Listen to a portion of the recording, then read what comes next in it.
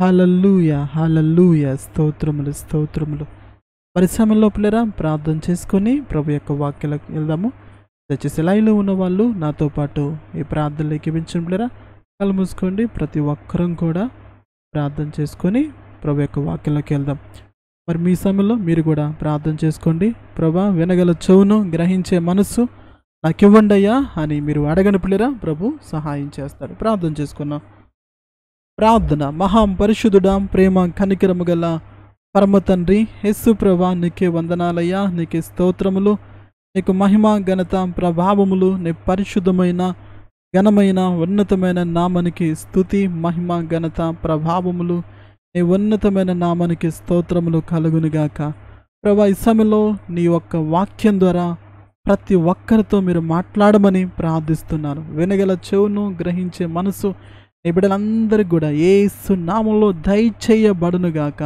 నీ హస్తము నీ సన్నిధి నీ బిడ్డలకు తోడుగా ఉంచమని ప్రార్థిస్తూ మిమ్మల్ని వేడుకున్నాను ప్రభా. యేసయ్యా, మీరు కృప చూపించండి.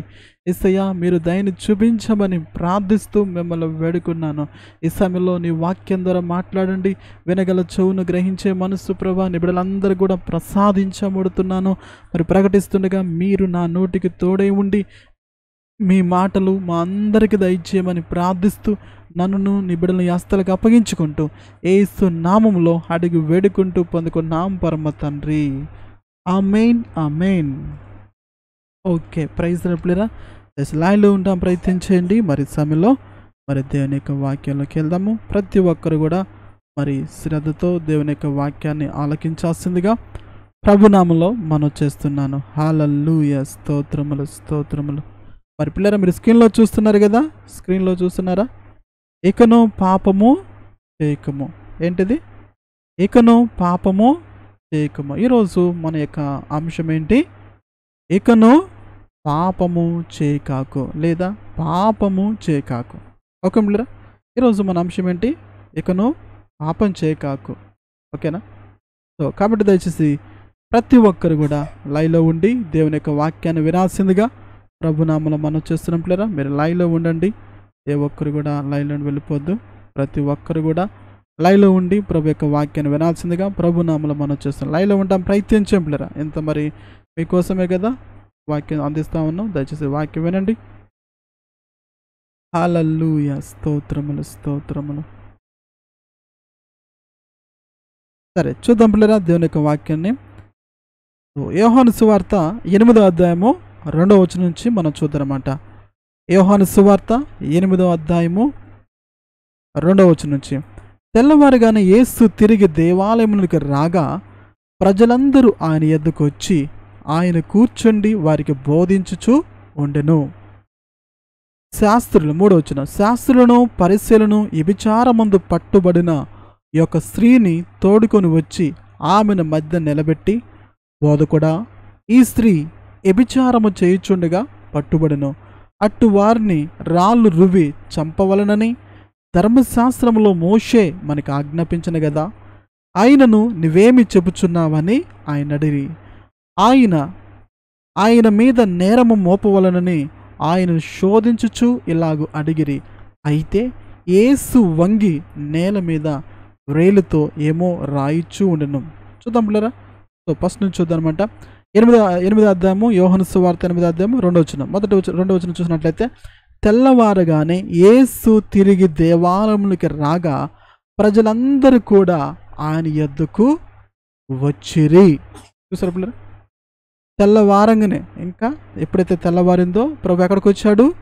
దేవాలయంలోనికి వచ్చాడు. ఎప్పుడు? తెల్లవారుజామున దేవాలయంలోకి వచ్చినప్పుడు ప్రజలందరూ కూడా ఎక్కడికి వచ్చారు పిల్లరా? ఆయన యొద్దకు వచ్చిరి. చూసారా? ఆ దినాల్లో ప్రభు కోసం కనిపెడుతూ ఉన్నారు ప్రజలు. ఎప్పుడు వస్తాడా ప్రభు యొక్క మాటలు, ఎప్పుడు వినాలా? ఎప్పుడు పిల్లరా?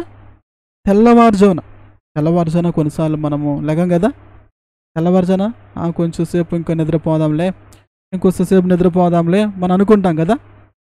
అనగా పిల్లరా, ఈరోజు చాలామంది అంతే కదా, పొద్దున్నే లెగటం కొంచెం కష్టమైపోతూ ఉంటుంది. ఒకవేళ రాత్రికి ఎర్లీగా పండుకుంటే ఉదయకాల సమయంలో ఎర్లీగా లెగవచ్చు. ఒకవేళ లేట్గా పండుకుంటే లేవటం కష్టమైంది కదా. ఏది అయినప్పటికీ ప్రభు ఆ రోజు తెల్లవారుజామున దేవాలయానికి వచ్చాడు. ఎప్పుడైతే ప్రభు ఆ దేవాలయానికి వచ్చాడో ప్రజలందరూ కూడా ఆయన దగ్గరికి వచ్చి ఏం చేసేప్పులేరా ఆయన మాటలు వినాలని ఇష్టపడుతున్నారు. అటువంటి పరిస్థితుల్లో అక్కడ శాస్త్రులను పరిశీలనను ఎవరిని తీసుకొచ్చారు? వ్యభిచారమందు పట్టుబడిన ఒక స్త్రీని తోడుకొని వచ్చి ఆమెను మధ్య నిలబెట్టారు. ఎవరు పిల్లరా? వ్యభిచారము చేస్తుండగా పట్టుబడిన ఒక స్త్రీ. ఎవరు మరి? చూడండి పిల్లరా, ఇక్కడ వ్యభిచారం చేస్తున్నప్పుడు స్త్రీ ఒకతే ఉంటుందా చెప్పండి? ఒక పాపం చేయటానికి స్త్రీ ఒక్కతే ఉంటే పాపం జరిగిద్దా? దాని పాపం అంటారా చెప్పండి పిల్లరా? ఒక పురుషుడు ఉంటే దాని పాపం అంటారా? స్త్రీ పురుషులు ఉన్నప్పుడే కదా దాని పాపం అనేది. ఇప్పుడు ఎవరిని పట్టుకున్నారు? వ్యభిచారమందు పట్టబడిన స్త్రీ. బహుశా మరి ఏమా ఎందుకు వ్యభిచారం చేస్తుందో మనకి తెలవదు. బహుశా ఆమెకున్న పరిస్థితిని బట్టో, తన కుటుంబ స్థితిగతులు బట్టో, మరి ఇక డబ్బు సంపాదించుకోవటం, తన కుటుంబాన్ని పోషించుకోవటం కోసమో ఎందువల్ల అయితే ఆమె వ్యభిచారాన్ని, ఈ వృత్తిని ఎందుకు ఎంచుకున్నదో మనకి తెలియదు. మొత్తానికైతే ఆమె ఏం చేస్తూ పట్టుబడింది? వ్యభిచారం చేస్తూ పట్టుబడింది. అలా పట్టుబడినప్పుడు వీళ్ళు ఏం చేస్తారు? ఈ శాస్త్రులు పరిశీలందరూ కూడా వ్యభిచారంలో పట్టుబడిన స్త్రీని మాత్రమే తీసుకొచ్చారు. మరి పురుషుణ్ణి ఏం చేశారు? పిల్లరా?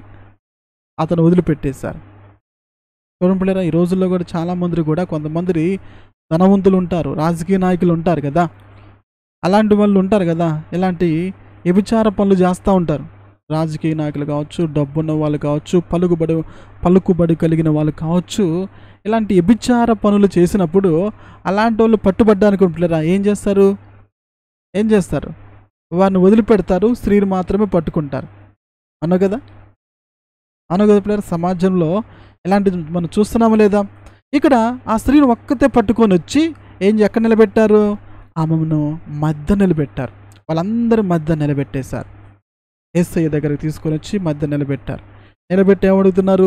బోధకుడా, ఈ స్త్రీ వ్యభిచారము చేయుచుండగా పట్టుబడెను. ఎలా పట్టుబడినారు పిల్లరా? ఎలా పట్టుబడింది? ఈ స్త్రీ వ్యభిచారము చేయుచుండగా పట్టుబడెను. ఒక్కతే దొరికిపోయిందా? మరి పురుషుడు ఏమైపోయాడు? ఇప్పుడు వ్యభిచారం అంటే పిల్లరా పురుషుడు ఉండాలి, స్త్రీ ఉండాలి. వారు ఇద్దరు ఉన్నప్పుడే కదా దాని వ్యభిచారం అనేది. అసలు వ్యభిచారం అంటే ఏంటో తెలుసా పిల్లరా? చెప్పండి. వ్యభిచారం అంటే దేన్ని అంటారు? వ్యభిచారము దేన్ని వ్యభిచారం అంటారు? వ్యభిచారం అంటే ఏంటి? వివాహం అయిన తర్వాత భర్త ఉన్నప్పటికీ, భార్య ఉన్నప్పటికీ, పరాయి పురుషునితో కావచ్చు, పరాయి స్త్రీతో కావచ్చు, వారు మరి చెడు రిలేషన్ కలిగి ఉంటే దాన్ని ఏమంటారంటే వ్యభిచారం అంటారు. ఏమంటారు పిల్లరా? వ్యభిచారము అంటారు. ఎప్పుడు? వివాహం అయిన తర్వాత ఏ స్త్రీ అయితే భర్త ఉన్నప్పటికీ కూడా పరాయి పురుషునితో అక్కర సంబంధం అయితే ఎవరైతే పెట్టుకుంటారో దాన్ని ఏమంటారు? వ్యభిచారం అంటాడు. మరి ఏ పురుషుడైతే భార్య ఉండి కూడా ఏ స్త్రీ అయితే అక్కర సంబంధం పెట్టుకుంటారో వాళ్ళు ఏం చేస్తున్నారో తెలుసా పిల్లరా? వ్యభిచారము చేస్తూ ఉన్నట్టు అర్థం అనమాట. ఈ రోజుల్లో వ్యభిచారాలు పెరిగిపోతున్నాయి తెలుసా పిల్లరా? సమాజంలో భర్త ఉన్నప్పటికీ, భార్య ఉన్నప్పటికీ కదా, పిల్లలు ఉన్నప్పుడు కూడా పరాయి స్త్రీని ఆశించటము, పరాయి పురుషుని ఆశించటము, వ్యభిచారాలు అనేది పెరిగిపోతున్నాయి. ఈ నేరాలు అనేది పెరిగిపోతా ఉన్నాయి. ఈ మధ్య మన న్యూస్లో కూడా చూస్తూ ఉన్నామన్నమాట. భర్తను చంపిన భార్య, భార్యని చంపిన భర్త, ఇలాంటి బాగా న్యూస్లలో చేస్తూ ఉన్నాయి. అవును కదా, బాగా పెరిగిపోతున్న ఇలాంటి పాపాలు పెరిగిపోతూ ఉన్నాయి.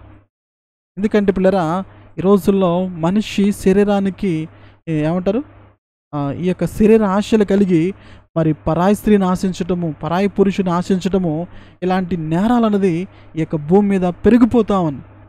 ఇక్కడ కూడా ఏమేం చేసింది? వ్యభిచారం చేస్తుండగా ఏం చేసిందంట? పట్టుబడిందని యేసయ్యతో చెప్తున్నారు. మరి పురుషుడిని అయితే వదిలిపెట్టారు, ఆమెనైతే పట్టుకొని తీసుకొని వచ్చి ఏం చేశారు? అందరి మధ్య నిలబెట్టారు. ఆమె తప్పు చేసినట్టుగా. అంటే పురుషుడు తప్పు లేదా? చెప్పండి పిల్లరా. పురుషునిది ఏ ప్రమేయం లేదు, అతనికి తెలియకుండానే అన్నట్టుగా. ఈరోజు చూడండి పిల్లరా, కొంతమంది కొన్ని కేసులు పెడతా ఉంటారు. మన పేపర్లో చూస్తుంటాం కదా, అలాంటి వ్యక్తి నన్ను పాడు చేశాడండి, అలాంటి వ్యక్తి నన్ను ఇలా చేశాడండి అని కొన్ని పేపర్లో మనం వస్తూ ఉంటాయి. వీళ్ళ ప్రమేయం ఏమీ లేనట్టుగా. అవును కదా. సో ఏది ఏమైనప్పటికీ ఆమె వ్యభిచారం చేస్తుండగా పట్టుబడినప్పుడు ఆమెను తీసుకొచ్చి యేసయ్య ఎదుట నిలబెట్టారు. నిలబెట్టి, బోధకుడా, ఈ స్త్రీ వ్యభిచారం చేయుచుండగా పట్టుబడెను. అట్టివారిని రాళ్ళు రువి చంపవలని ధర్మశాస్త్రంలో మనకు మోషే ఆజ్ఞాపించిన కదా, ఆయనను నీవేమి చెప్పుచున్నావని ఆయన అడిగిరి. యేసు ప్రభు దగ్గర తీసుకొచ్చి అడుగుతున్నారు. ఇలాంటి స్త్రీని ఏం చేయాలంట? రాళ్ళు రువ్వి ఏం చేయాలి? కొట్టి చంపాలి. ఎందుకంటే దేవుడు ఇజ్రాయెల్ ప్రజల్లో ఎవరైనా వ్యభిచారం చేస్తే అలాంటి వారిని ఏం చేశాడంటే రాళ్ళు రువి, అంటే రాళ్ళు తీసుకొని విసిరి వాళ్ళకి కొట్టి చంపాలన్నమాట. రాళ్ళు తీసుకొని అంటే వాళ్ళ ఊరు బయటికి తీసుకురావటము. ఎవరైతే వ్యభిచారం చేస్తుండగా పట్టుబడ్డారో వారందరిని కూడా, అంటే ఇప్పుడు స్త్రీ పురుషులు ఉంటారు ఇప్పుడరా, ఇప్పుడు ఒక స్త్రీ పురుషుడు వ్యభిచారం చేస్తూ పట్టుబడినప్పుడు వాళ్ళిద్దరిని కూడా తీసుకొచ్చి ఏం చేయాలి? అందరూ కూడా రాళ్ళు తీసుకొని వాళ్ళని కొట్టి చంపాలి. ఎందుకంటే అలా చేయటం బట్టి ఏమైందంటే ఇంకెవరైనా పాపం చేయడానికి ఏమవుతారు పిల్లరా? భయపడతారు. ఎందుకంటే కళ్ళ ముందల ఒక వ్యక్తిని కొడుతున్నప్పుడు, రాళ్ళు తీసుకొని రువ్వి కొట్టి చంపుతున్నప్పుడు ఆ రాళ్ళు తగిలి వారి రక్తం కారుతూ అల్లాడిపోతున్నప్పుడు వాళ్ళ కళ్ళ ముందల అది కనపడుతుంటుంది. కాబట్టి రేపు ఎవరైనా ఇలాంటి పాపం చేయటానికి భయపడటానికి దేవుడు ఆ దినాల్లో ఇజ్రాయెల్ ప్రజలకి ఈ చట్టాన్ని అమలు చేశాడు. అర్థం పిల్లరా? సో కాబట్టి ఇప్పుడు ఆ దినాల్లో అటువంటి చట్టం ఉంది కాబట్టి, అటువంటి ఆజ్ఞ ఉంది కాబట్టి, ఇప్పుడు ఈ ఆజ్ఞ ప్రకారం ఏమని రాళ్ళతో కొట్టి చంపాలి కదా. కాబట్టి నువ్వేమంటావు అని ఎవరు అడుగుతున్నారు? ఎవరు పిల్లరా? ఈ శాస్త్రులు, పరిసయ్యులు ప్రభువుని అడుగుతున్నారు. అలా అడిగినప్పుడు చూద్దనమాట. ఎందుకు అడుగుతున్నారంటే ఆయన మీద నేరం మోపవలనని ఆయన శోధించుచు ఇలాగూ అడిగిరి. అయితే యేసు వంగి నేల మీద వ్రేలుతో ఏమో రాయిచూ ఉండెను. ఏం చేసే పిల్లరా? యేసు అయ్యా వంగి నేల మీద వ్రేలుతో ఏమో రాయిచూ ఉండెను. బైబిల్లో దేవుడు తన వ్రేలుతో మరి 3 సందర్భాల్లో రాసినట్టుగా కనపడతా ఉంటుంది. అదే పిల్లరా, బైబిల్లో మొదటి సందర్భము దేవుడు తన వేలుతో రాయబడిన ఏంటి అంటే 10 ఆజ్ఞలు. దేవుడు అంటే స్వయంగా తన ఏలుతోనే 10 ఆజ్ఞలు, ఆ 10 ఆజ్ఞ పలకలు ఉంటాయి కదా, ఆ 10 ఆజ్ఞ పలకల మీద దేవుడు స్వయంగా తన ఏలుతో ఆ 10 ఆజ్ఞలు రాశాడంట. అర్థం పిల్లరా? ఇంకా దానియేలు గ్రంథంలో మనం చూసినట్లయితే అక్కడ కూడా రాజు ఏం చేస్తాడంటే దేవుని యొక్క పాత్రలోని మరి పరిశుద్ధ మందిరంలో ఉండే ఆ పాత్రలు తీసుకొని దాంట్లో ద్రాక్షారసము తాగుతూ మరి తన దేవతల దగ్గర వాటిని వాడుకుంటూ వాటికి ధూపం వేస్తూ దేవునికి కోపం కలిగించినప్పుడు ఆ గోడ మీద ఒక వ్రేలు వచ్చి ఏదో రాసెను అని రాయబడనమాట. అంటే దాని అర్థం ఏంటంటే మెనే టెకెల్ ఉపార్ సిన్ అని దేవుడు అక్కడ రాస్తాడనమాట.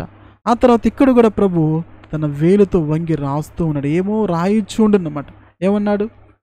అలా రాస్తూ ఉన్నాడు. కానీ ప్రభువు ఏం మాత్రం కూడా ఆయన ఏం చేయలేదు, వాళ్ళకి జవాబు ఇవ్వలేదు. అయితే చూద్దాం. వారు ఆయనను పట్టు వదలక అడుగుచుండగా ఆయన తల ఎత్తి చూసి, మీలో పాపం లేనివాడు మొట్టమొదట ఆమె మీద రాయి వేయవచ్చునని వారితో చెప్పి. ఈ మాట మనం చాలా జాగ్రత్తగా గమనించాలి. ఏంటి పిల్లరా?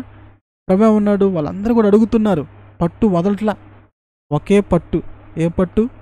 పట్టు పట్టారన్నమాట. అంటారు కదా కొంతమంది, మా బాబు పట్టు పట్టారంటే వదలండి అంటారు. అవును కదా, కొంతమంది పట్టు పడతా ఉంటారన్నమాట. అది పొందుకునేంత వరకు, అది దొరికేంత వరకు. మరి ప్రాముఖ్యంగా చిన్నపిల్లలు మరీ పట్టుబడతారన్నమాట. అవును పిల్లరా? చిన్నపిల్లలు ఏదైనా అడిగారు అనుకోండి, అది ఇచ్చేంత వరకు కూడా కింద పడి దొర్లుతూ అటు దొర్లుతూ ఇటు దొర్లుతూ ఏం చేస్తారంటే పట్టు వదలకుండా అడుగుతూనే ఉంటారు. ఇక్కడ ఏ విధంగా అడుగుతున్నారు? దేనికోసం అడుగుతున్నారు వీళ్ళు పట్టు వదలకుండా? దేనికోసం పిల్లలు? యేసు ప్రభు మీద నేరం మోపాలి. ఇప్పుడు యేసు ప్రభు ఏదైనా, ఇప్పుడు యేసు ప్రభు ఆమె రాళ్ళతో కొట్టి చంపమని అన్నాడు అనుకో, ప్రభా నువ్వు ప్రేమ గురించి చెప్తున్నావు, క్షమించమంటున్నావు కాబట్టి నువ్వు ఇలా చెప్తున్నావని అట్లా ఆ విషయంలో ప్రభు మీద తప్పు పట్టదామని అనుకున్నారు. లేదు, ఆమె రాళ్ళతో కొట్టి చంపొద్దు అంటే ఇతను ధర్మశాస్త్రాన్ని మేరుతున్నాడు అన్నట్టుగా యేసు ప్రభుని ఇరుకులో పడేద్దాము, యేసు ప్రభు ఎలాగైనా మనకి దొరికిపోతాడు, యేసు ప్రభు ఈ విషయంలో ఎలాగైనా మనము ఆయన పట్టుకోవచ్చు అన్నట్టుగా ఆలోచన చేసి పట్టు వదలట్లేదన్నమాట. గుర్తుపెట్టుకోండి పిల్లరా, సాతాను పని కూడా అదే. సాతాను గారు ఏం చేస్తారంటే శోధిస్తూ ఉంటారన్నమాట. ఇక్కడ కూడా వాళ్ళు ఏం చేస్తున్నారు, శోధిస్తూ ఉన్నారు. బైబిల్లో మీరు చూడండి పిల్లరా, యేసు ప్రభు ఆయన మత్తయి సువార్త మనం చూసినట్టయితే మత్తయి సువార్త 3:4 అట్లా ఉంటుంది. అక్కడ యేసు ప్రభు బాప్టిజం తీసుకొని ఆయన మరి ఉపవాసం చేయడానికి అరణ్యంకి వెళ్ళినప్పుడు ఆ శోధకుడు వచ్చి అని రాయబడి అనమాట బైబిల్లో. ఏముంది, ఆ శోధకుడు వచ్చి అని ఉంది. శోధకుడు అంటే ఎవరు పిల్లరా? సాతాను మనుషుల ద్వారా శోధిస్తూ ఉంటాడనమాట. ఇక్కడ కూడా శోధిస్తూ ఉన్నాడు వారి ద్వారా. శోధిస్తూ పట్టు వదలకుండా అడిగినప్పుడు ప్రభు ఏమన్నాడు పిల్లరా, మీలో పాపం లేనివాడు మొట్టమొదట ఆమె మీద రాయి ఇవ్వచ్చునని వారితో చెప్పాడు. ఏమన్నాడు పిల్లరా, మీలో పాపం లేనివాడు మొట్టమొదట ఆమె మీద రాయి వేయవచ్చు. ఎవరు పిల్లలు రాయి వేయాల్సింది? ఎవరు రాయి వేయాలంట? పాపం లేనివాడు. అక్కడికి ఆమెను పట్టుకొని మరి ఈడ్చుకొచ్చారో ఎలా గుంజుకొచ్చారో మనకు తెలియదు. మొత్తానికి ఆమె తీసుకొని వచ్చి అందరి ఎదుట ఒక నేరస్తురాలుగా, అంటే పాపం చేసింది కాబట్టి ఆమె వ్యభిచారం చేసింది కాబట్టి ఆమె నేరం చేసినట్టే కదా. కాబట్టి ఇప్పుడు అందరూ కూడా ఆమె తీసుకొచ్చి పెట్టి చేతిలో రాళ్ళు పట్టుకొని కొడదామన్నట్టుగా చూస్తూ ఉన్నారు. చూస్తూ ప్రభుని అడిగాడు. అయితే ప్రభు అన్నాడు, మీలో పాపం లేనివాడు మొట్టమొదట ఆమె మీద రాయి వేయచ్చు అన్నాడు. నిజమే పిల్లరా, ఎంతకే పాపం లేని వారు ఎవరైనా ఉన్నారా ఈ భూమి మీద? చెప్పండి పిల్లరా. ఆ రోజు అనేకులు కూడా రాళ్ళు పట్టుకొని ఆమె పాపం చేసింది కదా అనుకొని వారి చేతుల్లో రాళ్ళు తీసుకొని కొట్టి ఆమె చంపుదామనుకుంటున్నారు. ఏమనుకుంటున్నారు? రాళ్ళు తీసుకొని ఆ రాళ్ళతో కొట్టి ఆమెను చంపుదామనుకున్నారు. ఎందుకని? ఆమె వ్యభిచారం చేసింది కదా, పాపం చేసింది కదా అనుకొని వాళ్ళందరూ కూడా రాళ్ళు తీసుకొని వచ్చి ఆమెను కొడదాం అనుకుంటున్నారు. కానీ ప్రభు దగ్గర తీసుకొచ్చారు. వారు శోధించినప్పుడు ప్రభు వారికి ఒక మాట సెలవిచ్చాడు. ఏ మాట? మీలో పాపం లేనివాడు మొట్టమొదట ఆమె మీద రాయి వేయచ్చు. అర్థం పిల్లరా? ఈ రోజుల్లో చాలామంది ప్రజలు ఏమనుకుంటారంటే పిల్లరా, నాలో ఏ పాపం లేదు. ఏమనుకుంటారు? నాలో ఏ పాపం లేదు, నేను పరిశుద్ధునండి, నేను నీతిమంతునండి, నేను నీతిమంతురాలండి అని అనుకుంటారు. అవును కదా, మన అందరం కూడా ఎలా కదా, నేనెంత పరిశుద్ధుని అనుకున్నా తెలుసా, నేనెంత నీతిమంతుని తెలుసా, నేనెంత నీతిమంతురాలో తెలుసా అనుకుంటారు. దేవుని యొక్క వాక్యం సెలవిస్తాను పిల్లరా, ఏ భేదము లేదు, అందరూ పాపం చేశారని రాయబడ ఏముంది? ఏ భేదము లేదు, అందరూ పాపం చేసి దేవుడు అనుగ్రహించు మహిమను పొందుకోలేకపోతున్నారని దేవుని వాక్యము స్పష్టంగా తెలియజేస్తాం. పాపం లేనివాడు ఎవడూ లేడు పిల్లరా. ఎందుకంటే ఆదాము మొదలుకొని ఇప్పటి వరకు పుట్టే ప్రతి మనిషిలో కూడా పాపం అన్నది ఉన్నది. అర్థం పిల్లరా, పాపం ఉన్నది. మరి పాపం లేని వారు ఎవరు? పాపం లేని వారు ఎవరూ లేరా అంటే, ఎవరైతే తనలో పాపం ఉందని గుర్తించి వారి పాపాల కోసం పశ్చాత్తాపడి వారు ప్రభు దగ్గరకు వచ్చి వారి పాపాల కొరకు పశ్చాత్తాపడి, ప్రభా నేను పాపం చేస్తాను, నేను పాపంలో పుట్టాను, నాలో ఇలాంటి పాపములు ఉన్నాయి అని ఎవరైతే వారి పాపములు ఒప్పుకొని ప్రభు దగ్గర క్షమాపణ కోరతారో, ఎవరైతే ప్రభు చేత క్షమించబడతారో, ప్రభు ఆ విధంగా క్షమించబడి క్రీస్తు రక్తం చేత ఎవరైతే కడగబడతారో వారు మాత్రమే పాపము లేని వాళ్ళు. అర్థమైపోయారా? ఇప్పుడు ఆ రోజు వచ్చిన వాళ్ళందరిలో కూడా పాపం ఉంది. ఏముంది? పాపం ఉంది. కానీ వాళ్ళు ఏమనుకుంటున్నారు? పాపము లేదు కదా మాలో అనుకొని రాళ్ళు పట్టుకొని వచ్చారు. అయితే ప్రభు వారితో ఏమన్నాడు? మీలో పాపం లేనివాడు మొట్టమొదట ఆమె మీద రాయి వేయచ్చును. ఈ రోజుల్లో కూడా పిల్లరా, చాలామంది కూడా ప్రజలు ఎలా ఉంటారంటే రాళ్ళు వేసే బ్యాచ్. ఏ బ్యాచ్? ఎదుటి వాళ్ళ మీద రాళ్ళు వేద్దాం అనుకుంటారు. ఏంటిది? రాళ్ళు. ఏ రాళ్ళు తెలుసా? ఏ రాళ్ళు? పలాని వ్యక్తి, పలానా ఆమె చెడ్డది, పలానోడు, పలానామ, ఇలా. అవును కదా పిల్లరా? ఆమె పాపండి, ఆమె ఏదో చూడటానికి అలా ఉంటుంది కండి, ఆమె అమ్మో చాలా చెడ్డదండి, ఆమె ఆ పాపం చేస్తుంది, ఈ పాపం చేస్తుంది అని ఇలా అనవసరంగా లేనిపోని మాటలు పలికే వాళ్ళు ఉన్నారు. అబద్ధం మాటలు పలికే వాళ్ళు ఉన్నారు. ఆ రోజు రాళ్ళు పట్టుకుని ఆమె మీద రాళ్ళు వేద్దామనుకున్నారో, ఈ రోజులో కూడా పిల్లల ప్రజలు ఏ మాటలు? రాళ్ళనే మాటలు విసురుతూ ఉంటారు. అవును కదా. కొంతమంది మాటలు ఎలా ఉంటాయి అంటే, రాయి విసిరితే వచ్చి ఎలాగైతే మనకి తగిలినప్పుడు ఎంత నొప్పి ఉంటుందో, కొంతమంది మాటలు అలాగే ఉంటాయి. అర్థమంది పిల్లరా? కొంతమంది మాటలు ఎలా ఉంటాయి, రాయి విసిరితే వచ్చి మన తలక తగిలితే తలక పగిలిపోయి రక్తం ఎలా కారేదో, కొంతమంది రాళ్ళు లాంటి మాటలు విసురుతారు. అవి మన గుండెల్ని ఏం చేస్తాయి, గాయం చేస్తూ ఉంటాయి. అర్థం పిల్లరా? ప్రభు ఉన్నాడు, మీలో పాపం లేనివాడు. అంతేకా పిల్లలు, ఈ రోజులో చాలామంది అదే కదా, నాలో ఏ పాపం లేదు, నేను నీతిమంతుని అనుకొని ఎదుటి వాళ్ళ మీద నేరాలు మోపే వాళ్ళు ఉన్నారు. ఎదుటి వాళ్ళ మీద తప్పుడు ప్రచారం చేసేవాళ్ళు ఉన్నారు. పలానా వ్యక్తి మంచోడు కాదు, పలానా ఆమె మంచిది కాదు, పలానా వాళ్ళు ఎట్లా ఉన్నారు, పలానా వాళ్ళు ఇలా ఉన్నారని ఎదుటి వాళ్ళ మీద రాళ్ళేసే వాళ్ళు. అదే పిల్లరా?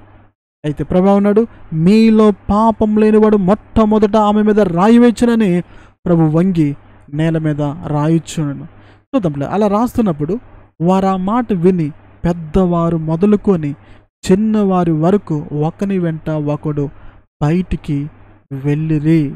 యేసు ఒక్కడే మిగిలిపోయిను, ఆ స్త్రీ మధ్య నిలబడి ఉండను. చూసారు పిల్లరా?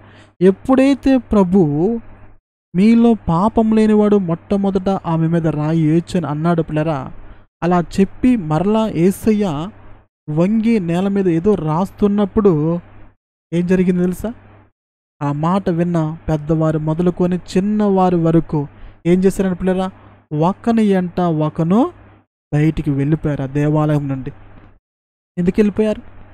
అంతకుముందులా గట్టి కేకలేశారు కదా, అంతకుముందులా రంకిలేశారు కదా, అంతకుముందులా బోధకుడా అని పదే పట్టు వదలకుండా, మరి మోసే చట్ట ప్రకారం మేము రాళ్ళతో కొట్టి చంపాలి కదా అని రాళ్ళు పట్టుకొని అక్కడ నిలబడారు కదా పిల్లరా. రాళ్ళు వేద్దామనుకున్నారు కదా. మరి ఇప్పుడు ఏమైంది? ఎందుకు వెళ్ళిపోయారు అక్కడ నుంచి అంటే, వీరిలో ఏముంది? పాపం ఉంది. అదే పిల్లరా, పాపం లేనివాడు ఒక్కడు లేడు అక్కడ. పాపం లేనివారు ఒకే ఒక్కరు, ఎవరో తెలుసా? ఏసయ్య ఒక్కడు. అందుకే ఇక్కడ రాయబడి మాట చూడండి పిల్లరా, యేసు ఒక్కడే మిగులును రాయబడదు అనమాట.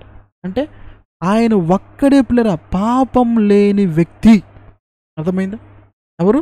యేసయ్య ఒక్కడు మాత్రమే పాపం లేని వ్యక్తి. అక్కడ ఉన్న వాళ్ళందరూ కూడా, పెద్దవాళ్ళు మొదలుకొని చిన్న వాళ్ళందరూ కూడా ఏముంది? ఎందుకు పిల్లరా?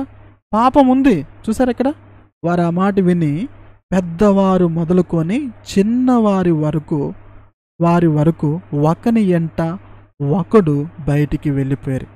అంటే చిన్నవాళ్ళు కూడా ఏం చేశారు?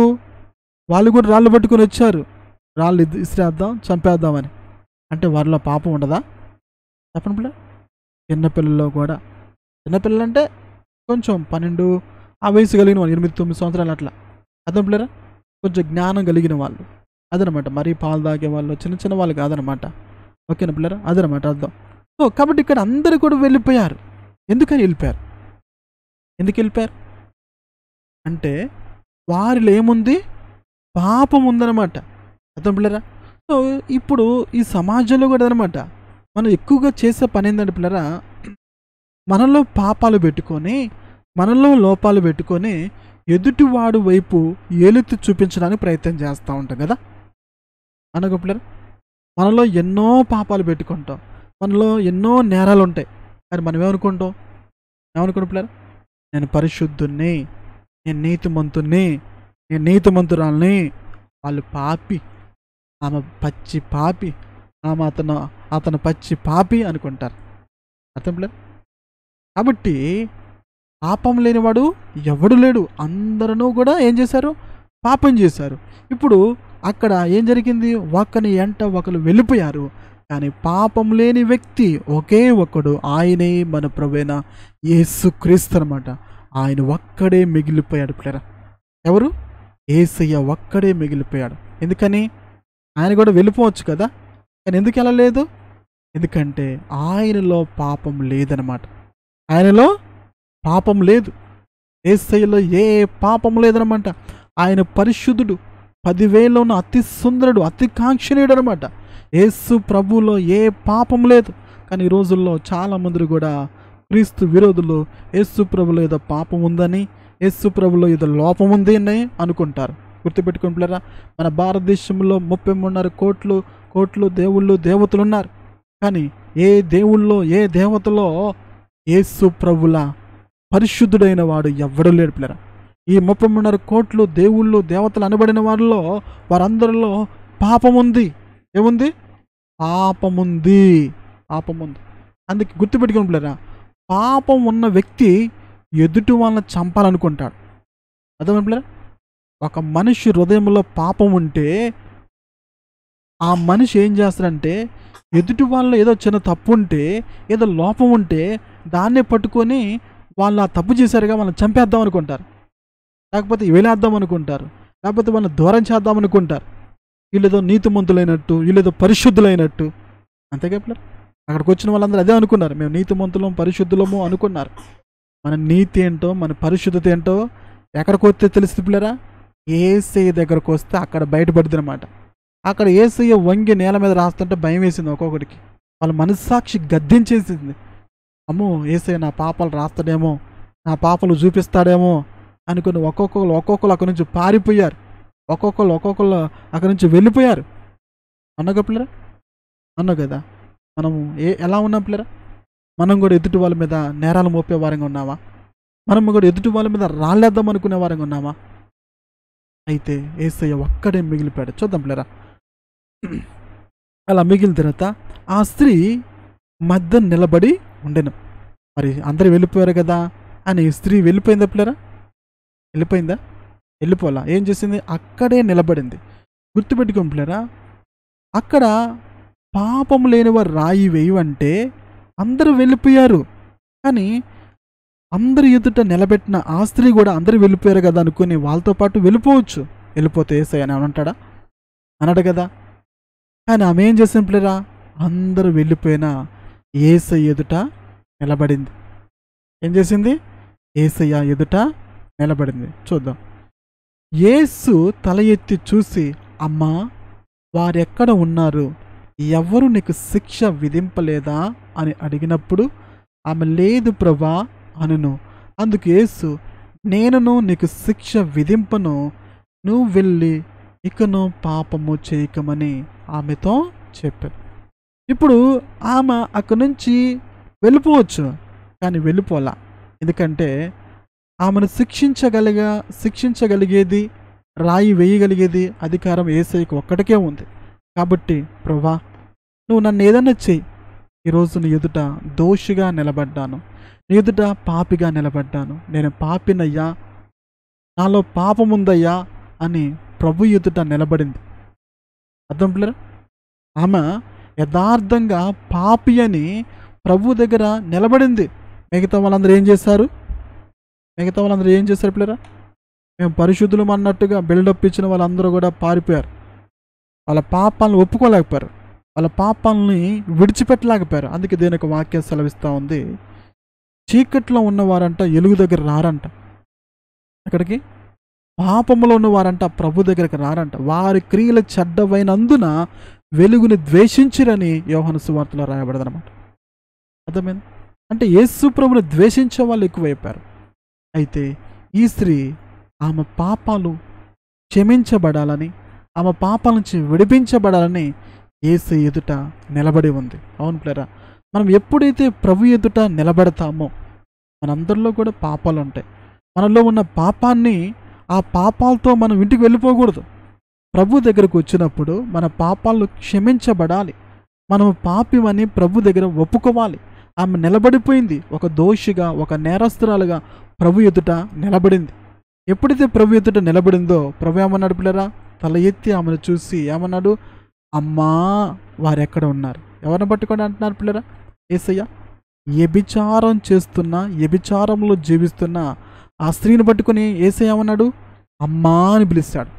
చూసారు పిల్లరా? ఆ యొక్క పిలుపుకి ఆమె యొక్క హృదయము, బండ పారిపోయిన హృదయము, పాపంలో జీవిస్తున్న హృదయము, పాపము చేద్దామన్న హృదయం ఏమై ఉంటుంది పిల్లరా? చెప్పండి. అందరూ కూడా వ్యభిచారి ఇంకా ఎన్నో మాటలు అని ఉండొచ్చు. ఇప్పుడు పాపం చేసిన వాళ్ళు ఏమంటారు పిల్లలు? చూడండి, ఇప్పుడు మనం చూడండి, కొంతమంది స్త్రీలు భర్త ఉండగానే ఏరే పురుషునితో వెళ్తారు. అలా విన్నప్పుడు దొరికినప్పుడు ఆమె భార్య వచ్చిందనుకో పిల్లలు, ఆమెను ఏమని తిట్టిద్ది? ఏమని తిడతారు? ఎన్నో బూతులు తిడుతుంటారు కదా. ఆ సంవత్సరంలో అలా చేసావు, ఇది చేసావని ఇంకా ఎన్నో ఇష్టం వచ్చినట్టుగా బూతులు తిడుతూ ఉంటారు ఒక పాపంలో ఉన్నవారిని. అవును కదా. కానీ ప్రభు వ్యభిచారంలో ఉన్న స్త్రీని ఏమన్నాడు పిల్లరా? పాపం చేసిన స్త్రీని ఏమన్నాడు? అమ్మా వారెక్కడున్నారు? ఒక తల్లిని పిలిచినట్టుగా పిలిచాడు. మరి మనమైతే పిల్లలు చెప్పండి, ఈరోజు పాపం చేస్తున్న వారిని ఒక నేరస్తులుగా. పిల్లరా, పాపం అందరిలో ఉంటుంది. కొంతమంది ఏమనుకుంటారంటే అలాని వాళ్ళు వ్యభిచారం చేస్తున్నారు, నేను వ్యభిచారం చేయట్లేదు కదా, నేను మంచివాని అనుకుంటారు. వాళ్ళు వ్యభిచారం చేస్తున్నారు, నువ్వు వ్యభిచారం చేయట్లేదు. నువ్వు అబద్ధవాడినా నువ్వు పాపివే. వాళ్ళు దొంగతనం చేశారు, నువ్వు ఏదో చిన్న చిన్న అబద్ధమాడ. వాళ్ళు పెద్ద దొంగతనాలు చేసి జైలుకి వెళ్ళొచ్చారు, పెద్దవాళ్ళు అమ్మ వాడు పెద్ద దొంగ, గజ దొంగరా అని ఒక ముద్ర వేస్తూ ఉంటావు. నువ్వు ఇంట్లో పక్కన ఇంట్లో ఏదో చిన్న దొంగతనం చేసినా అది దొంగ తప్పే.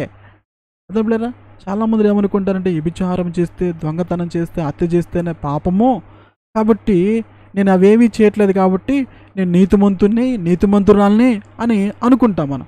గుర్తుపెట్టుకుంటారా, దేనికి వాక్యమే సెలవిస్తూ ఉందంటే ఆజ్ఞ అతిక్రమే పాపము. పాపం అంటే ఏంటంటే ఆజ్ఞ అతిక్రమమే పాపము. చెయ్యమన్నది చేయకపోవటము, చెయ్యొద్దన్నది చేయటము పాపమే పిల్లరా. అర్థమైందా? దేవుడు నీకు ఇదని చెప్పాడు, నువ్వు చేయలేదనుకో అదేంటి అర్థము? పాపమే. ఇప్పుడు సపోజ్గా ఎగ్జాంపుల్గా దుష్టుల ఆలోచన అడవద్దు అన్నాడు. ఇప్పుడు లోకస్తుల దగ్గరికి వెళ్ళి లోకస్తులు చెప్పిన మాటల ప్రకారం నడుచుకున్నావు అనుకో, దానికి అర్థమేంటి? నువ్వు పాపం చేసినట్టే. అర్థం పిల్లరా? దేవుడు మరి ఆయన ఏదైతే మనకి చెప్పాడో వాటిని నడుచుకోకపోయినా నిన్ను వల్ల నీ పొరుగువాడిని ప్రేమించవన్నాడు. నువ్వు పొరుగువాడిని ప్రేమించలేదనుకో, నీ ఇంటి పక్కన నీ ఇంటికి ఎదురుకున్న వాళ్ళని, నీ బంధువుల్ని, స్నేహితుల్ని, నీకు తెలిసిన వాళ్ళని, ఎవరో పరాయి వాళ్ళని కూడా నువ్వు ప్రేమించలేదనుకో, అదేంటనుకున్నావు? అది పాపమే. నువ్వేమనుకుంటావు అంటే వాడిని ప్రేమిస్తే ప్రేమించకపోతే, ఆమెను ప్రేమించకపోతే ఏమైతే నేను ఇది పెద్ద నేరమా, ఇదేమో తప్ప అంటే దేవుని దృష్టిలో అది కూడా నేరమే. తెలుసా పిల్లరా? ఆ వ్యక్తి వ్యభిచారం చేస్తాడు. వ్యభిచారం చేయటం ఎంత నేరమో, నీవు నీ తోటి వాడిని ప్రేమించకపోవటము కూడా అంతే నేరం. తెలుసా పిల్లరా? అయితే యేసయ్య ఏమన్నాడు? మీలో పాపం లేనివాడు ఎవరున్నారు పిల్లరా? ఈ లోకంలో ఉన్నారు ఎవరైనా? ఎవరూ లేరు. నువ్వు కాదు, నేను కాదు, అందరూ కూడా పాపం ఉన్న వాళ్ళమే. కానీ పాపంలో ఉన్న మనము యేసయ్య ఎదుట నిలబడితే ప్రభు మన పాపాలు క్షమించేవాడు, పాపాలకు రావాల్సిన శిక్షను కూడా తొలగించగల దేవుడు. అయితే పాపంలో ఉన్న స్త్రీతో ప్రభు ఏమన్నాడు? అమ్మా వారెక్కడున్నారు? ఎవరాళ్ళు పిల్లరా? ఎవరాళ్ళు? రాళ్ళు తీసుకొని రాళ్ళతో కొట్టి చంపుదాం అనుకున్న వాళ్ళందరూ కూడా ఎక్కడున్నారు? యేసయ్య దగ్గరకు వచ్చారో వాళ్ళందరూ కూడా పారిపోయారు. గుర్తుపెట్టుకోండి పిల్లరా, మనలో ఉన్న పాపము మన తరిమిద్ది. ఏం చేస్తుంది? మనలో ఉన్న పాపము నలుగురిలో దోషిగా నిలబెట్టిద్ది. తెలుసా పిల్లరా? పాపము చేయటం వల్ల మనకి అవమానం వచ్చింది పిల్లరా. పాపం చేయటం వల్ల నలుగురిలో తల వంచుకోవాల్సిన పరిస్థితి వచ్చింది, నలుగురిలో తల దించుకునే స్థితి మనకు వస్తుందన్నమాట. అర్థమైందా? కానీ ప్రభు దగ్గరికి వస్తే మనం ఎలాంటి పాపంలో ఉన్నా, ఎలాంటి పాప స్థితిలో ఉన్నా కానీ యేసయ్య దగ్గరకు వచ్చి, యేసయ్యా నేను పాపిని, ఇదిగో నేను ఈ పాపంలో జీవిస్తున్నాను, నాలో ఈ పాపం ఉందని ప్రభు దగ్గరకు వచ్చి మనం యథార్థంగా మన పాపములు ఒప్పుకుంటే ప్రభు మనల్ని ఏం చేస్తాడు? తన రక్తంతో కడిగి నీతిమంతులుగా చేసి మన తల ఎత్తుకునే విధంగా, ఎవరైతే మన తరుముతున్నారో, ఎవరైతే నువ్వు పాపివని అంటున్నారో మరి వారి ఎదుటే మనం ఎలా నిలబెడతాడు? నీతిమంతురాలుగా చేస్తాడు పిల్లరా. ప్రభు అంటున్నాడు తల ఎత్తి, అమ్మ వారు ఎక్కడున్నారు అంటే, ప్రభు ఇంకే మాట చూడండి పిల్లరా, అమ్మ వారు ఎక్కడున్నారు అని చెప్పి ఏమన్నాడు? ఎవరును నీ శిక్ష విధింపలేదా అని అడిగినప్పుడు ఏమన్నాడు పిల్లలు? ప్రభు ఎవరునూ నీకు శిక్ష విధింపలేదా? వాళ్ళందరూ కూడా ఏమనుకున్నారు పిల్లరా? ఆమెకు శిక్ష విధిద్దామనుకున్నారు. దేని చేత? రాళ్ళేసి శిక్షిద్దాం అనుకున్నారు. గుర్తుపెట్టుకుని పిల్లరా, శిక్ష విధించే హక్కు మనకు ఎవరికి లేదు పిల్లరా. తెలుసా? ఇప్పుడు నేను పాపం చేశాను అనుకో, నీకు శిక్ష విధించే అంటే మీరు నాకు శిక్ష విధించే హక్కు మీకు లేదు. ఒకవేళ మీరు పాపం చేశారనుకో, మీకు శిక్ష వేసే హక్కు కూడా నాకు లేదు. కానీ మనం ఏం చేస్తాం? మనమే దేవుళ్ళు అయిపోతాం, అంతే కదా. దేవుళ్ళ తీర్పు తీరుస్తూ ఉంటారన్నమాట. అవును కదా, పలానా వ్యక్తి ఇలా తప్పు చేస్తాడు, పలానా వ్యక్తి అది చేస్తాడు, పలానా అది చేసిందని మనమే శిక్ష చేద్దాం వాళ్ళకి, అంతేగా పిల్లరా. వాళ్ళు కూడా ఏం చేద్దాం? శిక్ష విధిద్దాం అనుకున్నారు. ఏం తీసుకొని? రాళ్ళతో కొట్టి ఆమెను శిక్షిద్దాం, ఆమె చేసిన పాపానికి మనమే శిక్షిద్దామని ఆ విధంగా అనుకున్నారు. ప్రభు ఏమన్నాడైతే, అమ్మా ఎవ్వరు నీకు శిక్ష విధింపలేదా? అవును ప్లేరా, ప్రభు దగ్గరికి వస్తే ఎవ్వరు కూడా మనకి శిక్ష విధింపకుండా మనలో ఉన్న పాపాన్ని తొలగిస్తాడనమాట. ఇలాంటి వాడు మన ప్రభు. మనలో ఏ పాపమైతే మనకి శిక్ష తీసుకొస్తుందో చూడండి ప్లేరు. ఈ రోజుల్లో చాలామంది కూడా మరి జైలుకి వెళ్ళి చూడండి, నేరస్తులు ఉంటారు. అక్కడ ఉండే వాళ్ళందరూ ఎవరు ప్లేరా? ఎవరు చెప్పండి? నేరం చేసిన వాళ్ళే కదా. జైల్లో ఉండే వాళ్ళందరూ కూడా నేరం చేసిన వాళ్ళ, నేరం చేయని వాళ్ళు ప్లేరా? ఏదో ఒక నేరం చేసిన వాళ్ళు, దొంగతనము, హత్యో, ఇంకా మానభంగము, మరి ఇంకా చంపటము, ఎన్నో ఉంటాయి కదా నేరం, రకరకాల కేటగిరీలు ఉంటాయి అన్నమాట. ఏదో ఒక నేరం చేసిన వాళ్ళందరూ కూడా అక్కడ జైల్లో ఉంటారు. అవును కదా. వాళ్ళకి గవర్నమెంట్, ప్రభుత్వం వాళ్ళకి వాళ్ళు చేసిన తప్పును బట్టి మరి కోర్టులో హాజరుపరిచినప్పుడు మరి జడ్జి గారు మొత్తం చూసి వాళ్ళు చేసిన ఆ యొక్క పనిని బట్టి, ఆ నేరమును బట్టి వాళ్ళకి శిక్షిస్తారు అంటమాట, శిక్ష వేస్తారన్నమాట. అంతే కదా. అవును గొప్పలేరా. ఇక మరి మిగతా వాళ్ళ పోలీసులు మరి ఏ నేరం చేయట్లేదా చెప్పండి? అర్థం ప్లేరా. ప్రభు ఉన్నాడు, ఎవ్వరు నీకు శిక్ష విధింపలేదా? ఆమెకి విధించలేకపోయారు. ఎందుకని? వెళ్ళిపోయారు. ఒకని వెంట వెళ్ళిపోయారు. ఎందుకంటే శిక్ష విధింపలేము పిల్లరా. ఇప్పుడు నువ్వైనా నేనైనా ఎవరికి శిక్ష వేయలేము. ఎందుకంటే మనలో పాపం ఉంది. ఈరోజు చూడండి, ఎవరైనా ఏదైనా నేరం చేశారనుకోండి, మన న్యూస్లో చూస్తూ ఉంటాం పిల్లరా. పలానా అమ్మాయిని ఎవరో రేప్ చేశారంట, పలానా వాళ్ళు ఇలాంటి దారుణంగా చంపారంటే మన న్యూస్లో చూసామనుకుంటూ అలాంటివన్నీ బ్రతకనివ్వకూడదు, కాల్చి చంపాలని అనేకులు కూడా రోడ్డు మీదకి వచ్చి ధర్నా చేస్తున్న వాళ్ళు మనం ఎంతోమందిని చూస్తూ ఉన్నాం. అనగోపిల్లరు ఈ మధ్య ఏదో హైదరాబాద్లో అనుకుంటాను, దిశ అనే ఒక అమ్మాయిని ఒక నలుగురు చంపినప్పుడు ఏం చేస్తారు పిల్లలు? అప్పుడు దేశమంతా కూడా ఏమైపోయింది? షాక్ అయిపోయింది అనమాట. ఇంత దారుణంగా చంపారు కదా, అలాంటి వాళ్ళని బ్రతకనివ్వకూడదు, అలాంటి వాళ్ళని శిక్షించాలి అని అనుకొని మొత్తానికైతే పోలీసులు చంపేశారు. వాళ్ళు పెద్ద నేరం చేసినట్టు. అంటే అది నేరం కాదనట్లేదు పిల్లలు, అది తప్పే.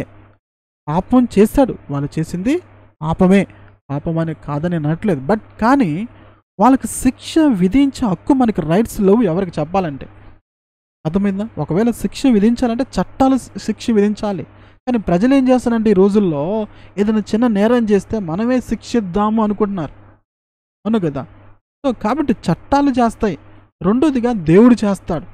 అయితే ప్రభు అన్నాడు, ఎవరు నీకు శిక్ష విధింపలేదా అని అడిగినప్పుడు చూడండి పిల్లరా, ఆమె లేదు ప్రభా నేను ఏమన్నది?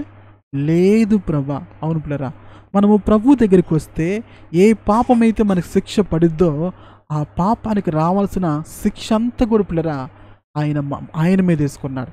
తెలుసు పిల్లరా. ఎందుకంటే పాపం చేసినప్పుడు తప్పకుండా ఏం వస్తుంది? శిక్ష అనేది ఉంటుంది.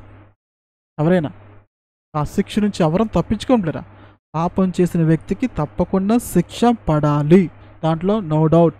కానీ మనం ఎప్పుడైతే ప్రభు దగ్గరకు వస్తామో మన పాపముల నిమిత్తము ఆయన శిక్షించబడ్డాడు. అర్థం పిల్లరా. మన పాపాలన్నీ కూడా ఎవరు అనుభవించారు పిల్లరా? మనము చేసిన పాపాలకి ఎవరికి శిక్ష పడింది తెలుసా? యేసయ్యకి శిక్ష పడింది. యేసయ్యకి శిక్ష విధించారు. యేసయ్య మన కోసము మన ప్లేస్లో ఆయన మరణించారు పిల్లరా.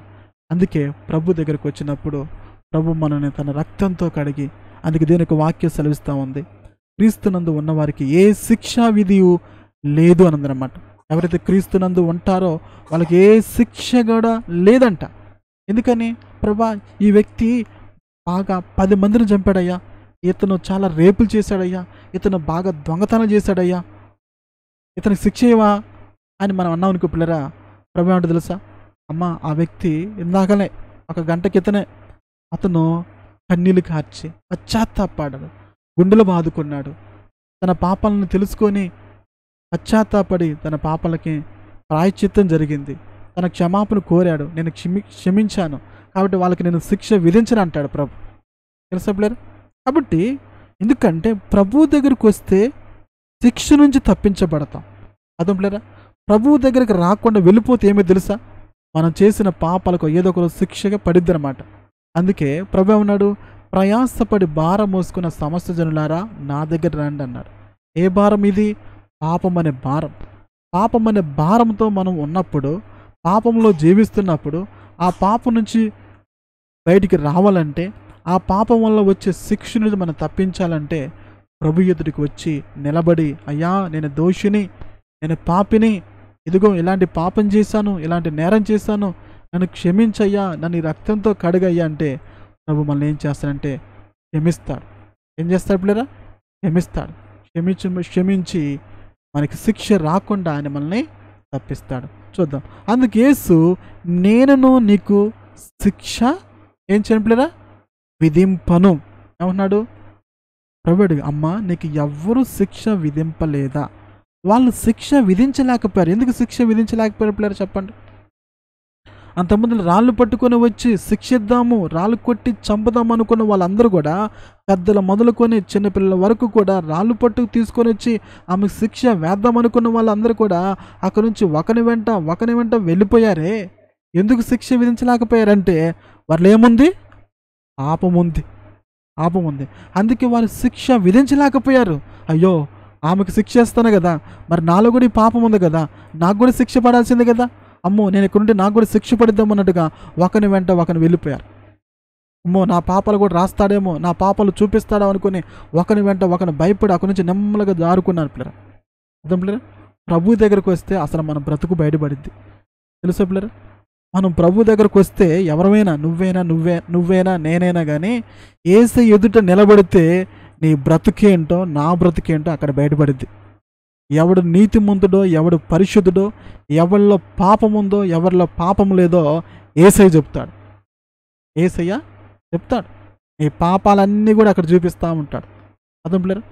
మనము త్వరలా తిరగచ్చు, పాపం లేనివారిగా పరిశుద్ధులుగా నేను నీతిమంతుడు అన్నట్టుగా మనం బ్రతకొచ్చు. కానీ కొంతమంది ఎలా ఉంటారంటే పిల్లరా, పాపం చేసి కూడా దర్జాగా తిరుగుతుంటారు అను కదా. పాపంలో జీవిస్తూ కూడా కాళ్ళు ఎగరేసుకొని జీవించే వాళ్ళు అనేకులు ఉన్నారు. పాపం చేసినప్పుడు భయపడాలి, తప్పు చేసినప్పుడు భయపడాలి. నాలో ఈ పాపం ఉంది, నాలో ఈ నేరం ఉంది, నేను ఇలాంటి పాపంలో జీవిస్తానని భయం ఉండాలి. కానీ ఈ రోజుల్లో ప్రజలకి ఏం లేదు, భయం లేదు. భయం లేకపోక ఏం చేస్తున్నారు? ఎవరిలో ఎదుటి వారిలో ఏదో చిన్న లోపం ఉందని ఆ లోపాన్ని పట్టుకొని ఇక వారిలో ఈ లోపం ఉంది, ఆమెలో ఈ లోపం ఉంది, అతనిలో ఈ లోపం ఉందని ఇక ఊరు వాడ చెప్పేస్తే వాళ్ళొక నేరగానిగా చూస్తున్నారు.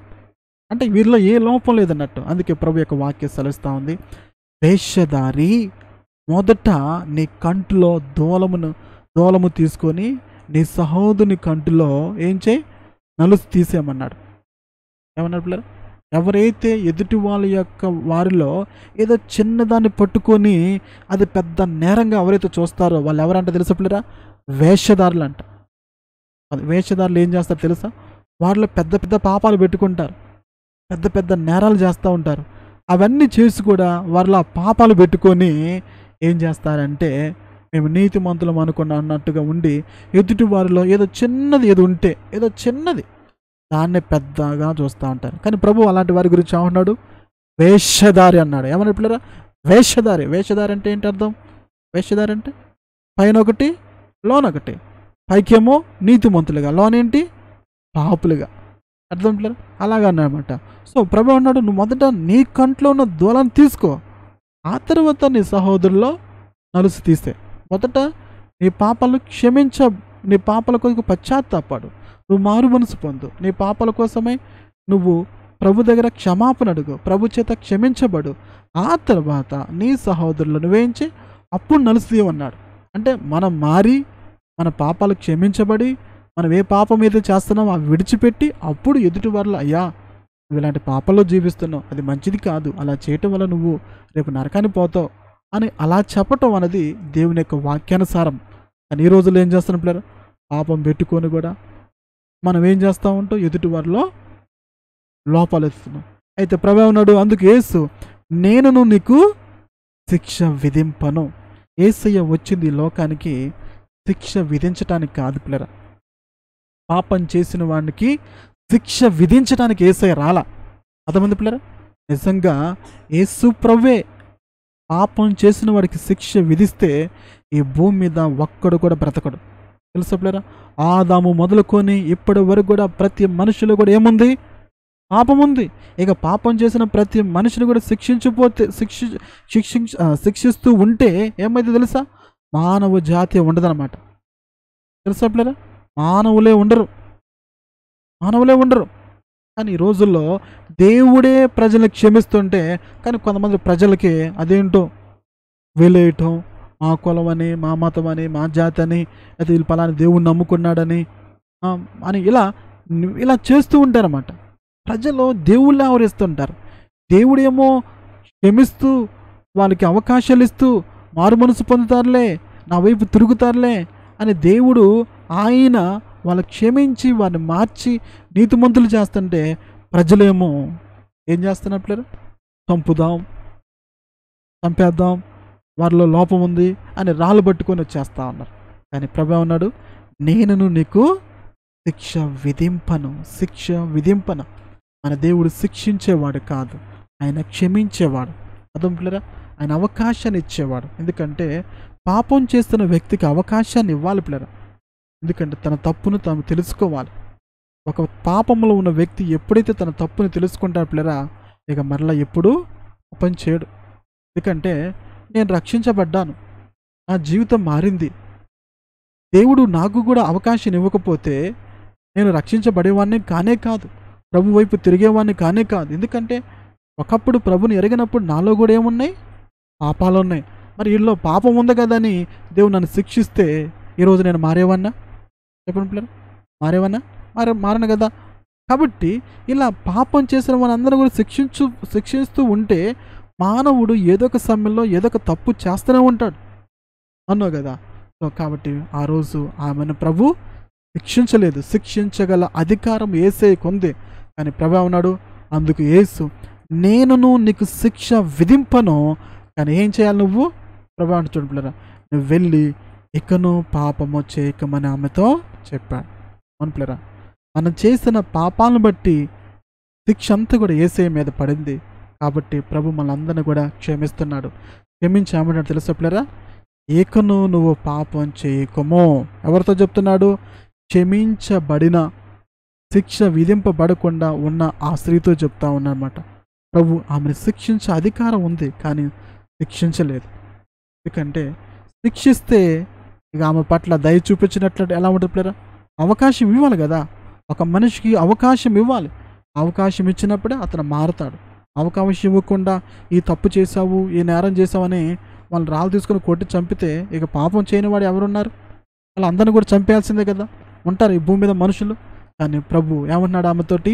నువ్వు వెళ్ళి ఇకను పాపము చేయకము అని ఆమెతో చెప్పాను.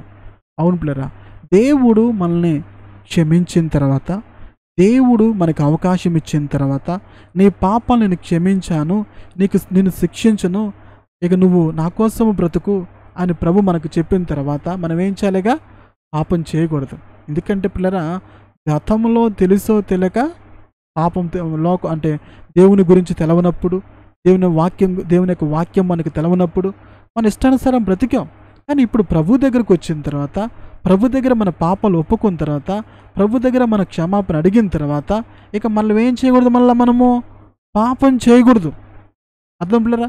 మొదట్లో నువ్వు తెలుసో తెలియక నువ్వో నేను తప్పు చేశాము, అయిపోయింది. నువ్వు దేవుని దగ్గరకు వచ్చి క్షమాపణ కోరావు. ప్రభా, ఇదిగో నాలో ఈ పాపం ఉంది, నాలో ఈ లోపం ఉంది, నన్ను క్షమించయ్యా అని నువ్వు దేవుని దగ్గర హృదయపూర్వకంగా కన్నీళ్లు కార్చి ప్రభు దగ్గర క్షమాపణ కోరావు. అప్పుడు నిన్ను ప్రభు క్షమించాడు. ఇక క్షమించబడిన తర్వాత నువ్వేం చేయకూడదుగా? ఏం చేయకూడదు?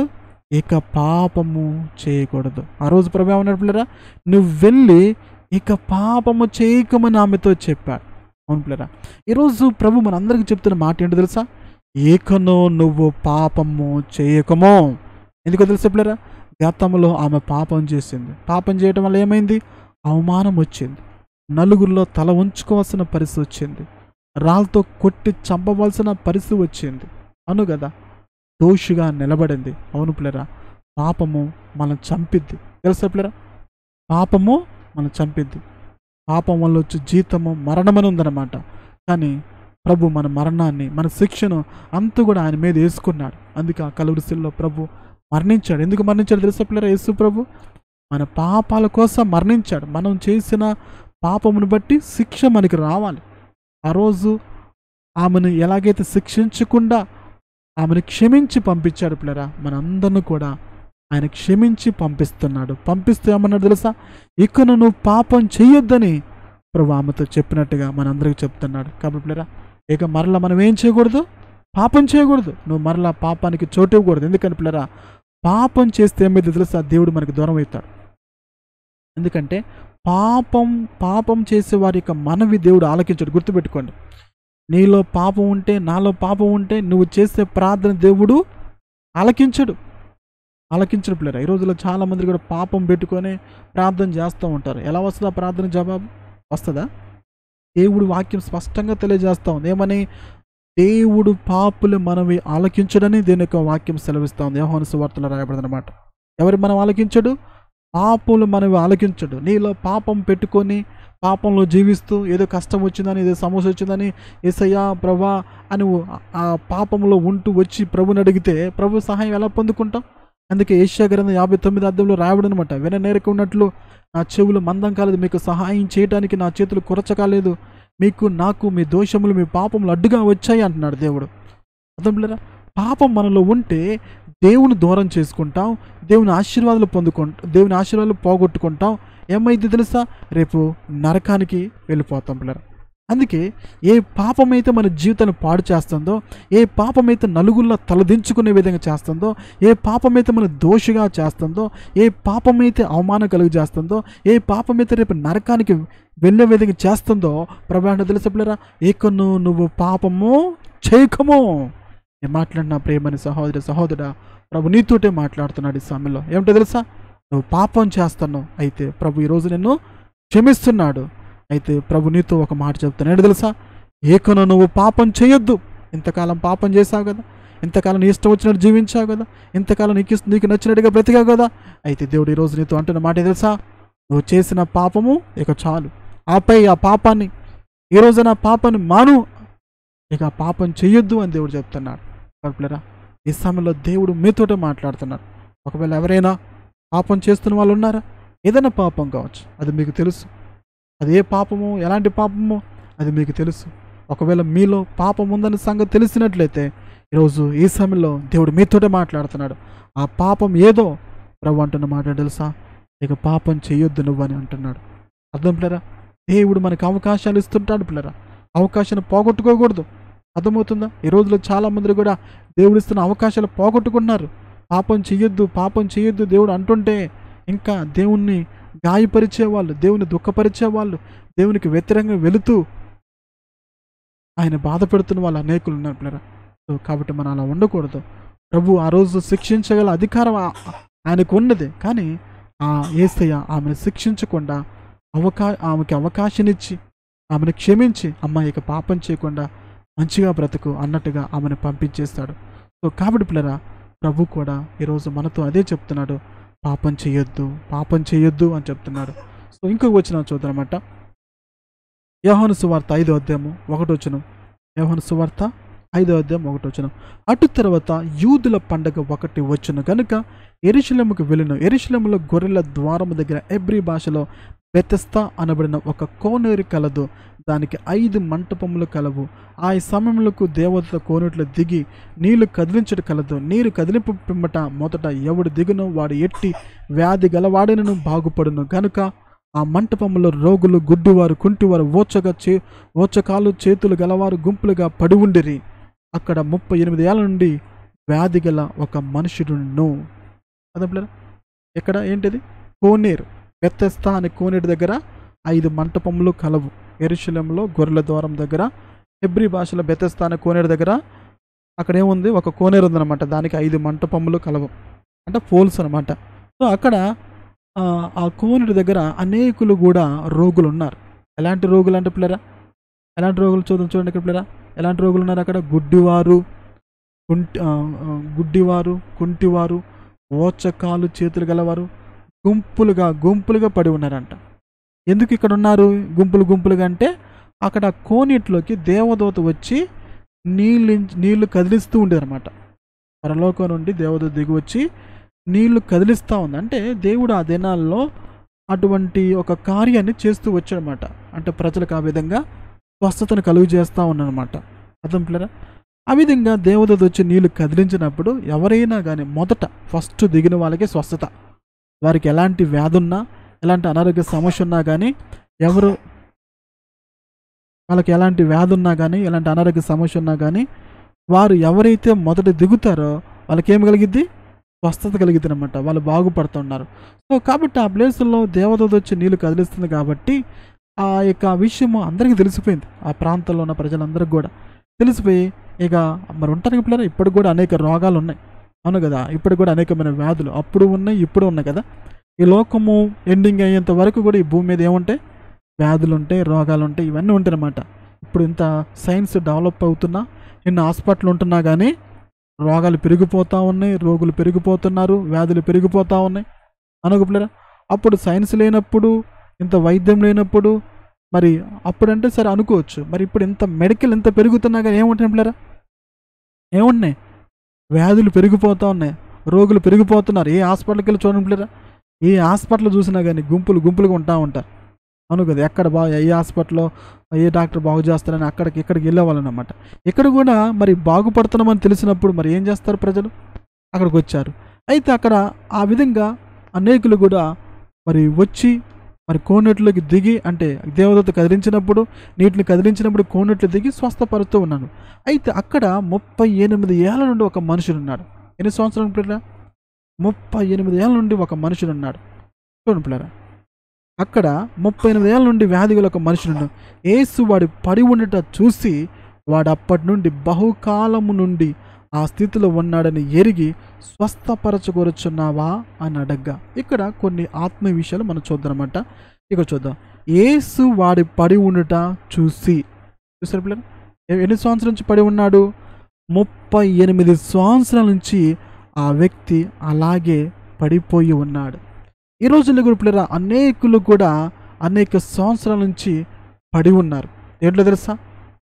త్రాగుడనే పాపములో పడిపోయి ఉన్నారు. కొంతమంది చూడండి పిల్లలు, అడిగితే ఎన్ని సంవత్సరాలు తాగుతున్నావు?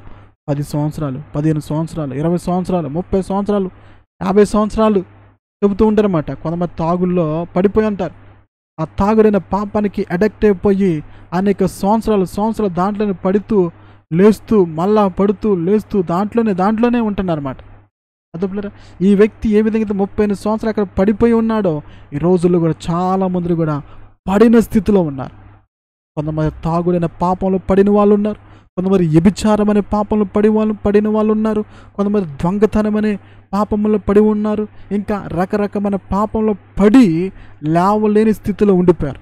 ఈ వ్యక్తి కూడా 38 సంవత్సరాలు ఎలాగైతే పడి ఉన్నారో ఈ రోజులు కూడా అనేకులు కూడా పడిన స్థితిలో ఉన్నారు. ఏ స్థితిలో? పడిపోయిన స్థితిలో ఉన్నారు. అందుకే చాలామంది కూడా బయటికి రాలేని స్థితి పిల్లలు. చూడండి పిల్లలు, ఒక తాగుడికి బానిసైన వ్యక్తి అతను బయటకు వద్దాం అనుకుంటాడు, రాలేడు. వ్యభిచారానికి అలవాటు పడిన వ్యక్తి మానేద్దాం అనుకుంటారు, రాలేరు. అతను దొంగతనం చేసే వ్యక్తి ఈ ఒక్క దొంగతనం చేసేద్దాం, ఇక మంచిగా బతుకుదాం, ఇక ఏ నేరం చేయకూడదు అనుకుంటాడు. ఆ దొంగతనం అయిపోయిన తర్వాత మళ్ళీ ఇంకొక దొంగతనం చేస్తాడు, బయటికి రాలేరు. కొంతమంది డ్రగ్స్కి అలవాటు పడిపోతూ ఉంటారు. ఇక తాగకూడదు, దీనివల్ల నాకు అనారోగ్యం దెబ్బతింటుంది అనుకుని మానేద్దాం అనుకుంటారు, మళ్ళీ మానలేరు. అర్థం పిల్లరా? సో ఇట్లా అనేకమైన పాపములో పడిన స్థితిలో అనేకులు ఉన్నారు ఈ రోజుల్లో. ఆ రోజు ఏ విధంగా 38 సంవత్సరాలు కోనే దగ్గర పడి ఉన్నాడో ఈ రోజుల్లో కూడా అనేకులు కూడా పాపములో పడి ఉన్నవాళ్ళు అనేకులు ఉన్నారు. ఆ రోజు ఆ వ్యక్తిని చూసి చూడండి పిల్లరా, వాడు అప్పటి నుండి బహుకాలం నుండి ఆ స్థితిలో ఉన్నాడని యేసయ్య ఎరిగని రాబడదనమాట. అంటే అనేక సంవత్సరాల నుంచి కూడా ఆ స్థితిలోనే ఉన్నాడు, పడిన స్థితిలో ఉన్నాడు, పడిపోయిన స్థితిలో ఉన్నాడనమాట. ప్రభు ఎరిగాడు. అవును పిల్లరా, మనం ఏ స్థితిలో పడిపోయామో, మనం లెగలేని స్థితిలో ఉన్నామని దేవుడు తెలుసు పిల్లరా. ఎందుకంటే ప్రభు పడిపోయిన వారికి సహాయం చేయటానికి ఆయన ఇష్టపడతా ఉన్నాడు. ఎవరికి? పడిపోయిన వారికి సహాయం చేయటానికి, పడిపోయిన వారిని లేవనెత్తటానికి, పడిపోయిన వారిని నిలబెట్టడానికి, పడిపోయిన వారిని జీవితాలు మార్చడానికి యేసయ్య లోకానికి వచ్చాడు. అర్థం పిల్లరా? ఈ లోకంలో ఎంతమంది దేవుళ్ళు దేవతలు ఉన్నారు, పడిపోయిన వారిని బాగు చేయడానికి రాలా. అర్థం పిల్లరా? పడిపోయిన వారిని, నాశనమైపోయిన వారిని, పాపంలో పడిపోయి జీవితాలు పాడు చేసుకున్న వాళ్ళు, అలాంటి వారిని బయటికి తీసుకురావడానికి ఎవరూ రాలేదు. కానీ ప్రభు ఒక్కడే, యేసయ్య ఒక్కడే, ఆయన పరలోకాన్ని విడిచిపెట్టి ఈ లోకానికి వచ్చాడు. ఎందుకో తెలుసా పిల్లరా? పడిపోయిన వ్యక్తిని బయటికి తీసుకురావటానికి, పడిన వ్యక్తి నిలబెట్టడానికి వచ్చాడు యేసయ్య. మన యేసయ్య ఎలాంటి వాడంటే పడిపోయిన వ్యక్తిని నిలబెట్టే దేవుడు పిల్లరా. ఎటువంటి పాపంలో పడిపోయినా, ఎటువంటి శోధనలో పడిపోయినా, ఎటువంటి ఇబ్బందుల్లో పడిపోయినా, ఎటువంటి అప్పుల్లో పడిపోయినా, ఎటువంటి రోగంలో పడిపోయినా ఆయన ఏం చేసేవాడు? నిలబెట్టేవాడు. ఎందుకంటే మన గురించి ఎవరు చెప్పినా చెప్పకపోయినా యేసయ్యకి అన్నీ తెలుసు పిల్లరా. అర్థమైందా? మనం ఏ స్థితిలో ఉన్నామో, ఎక్కడున్నామో, దేంట్లో పడిపోయామో అవన్నీ కూడా ఎవరికి తెలుసు? యేసయ్యకి తెలుసు. చూడండి పిల్లరా, ఆ స్థితిలో ఉన్నాడని ఎరిగి స్వస్థపరచగోరుచున్నావా అని అడగ్గా ఏమడిగాడు పిల్లలు? యేసయ్య, అయ్యా నువ్వు స్వస్థపరచబడాలని ఉందా అని అడిగాడు. ఎందుకు ఆ మాట అడిగాడు? ఎందుకు అడిగాడు పిల్లలు? ఎందుకంటే సంవత్సరాలు గడుస్తున్నప్పుడు ఏమైపోతుంది మనలో? ఆ వ్యక్తి మొదటగా అక్కడ కోనేటి దగ్గరికి వెళ్ళినప్పుడు ఎంతో ఆశతో ఉన్నాడు. ఈ రోజే నా కోనేటిలో దిగాలి, రేపైనా దిగాలి, ఎల్లుండైనా దిగాలి అన్నట్టుగా ఎంతో ఆతృతగా ఉన్నాడు. మొదట్లో ఉన్న ఆశ ఏమైపోద్ది? రోజులు గడిచి పిల్లరా ఆశ చచ్చిపోద్ది. నెల రోజు ట్రై చేశాడు, అయినా కానీ దిగలేకపోయాడు. 6 నెలలు ట్రై చేశాడు, దిగలేకపోయాడు.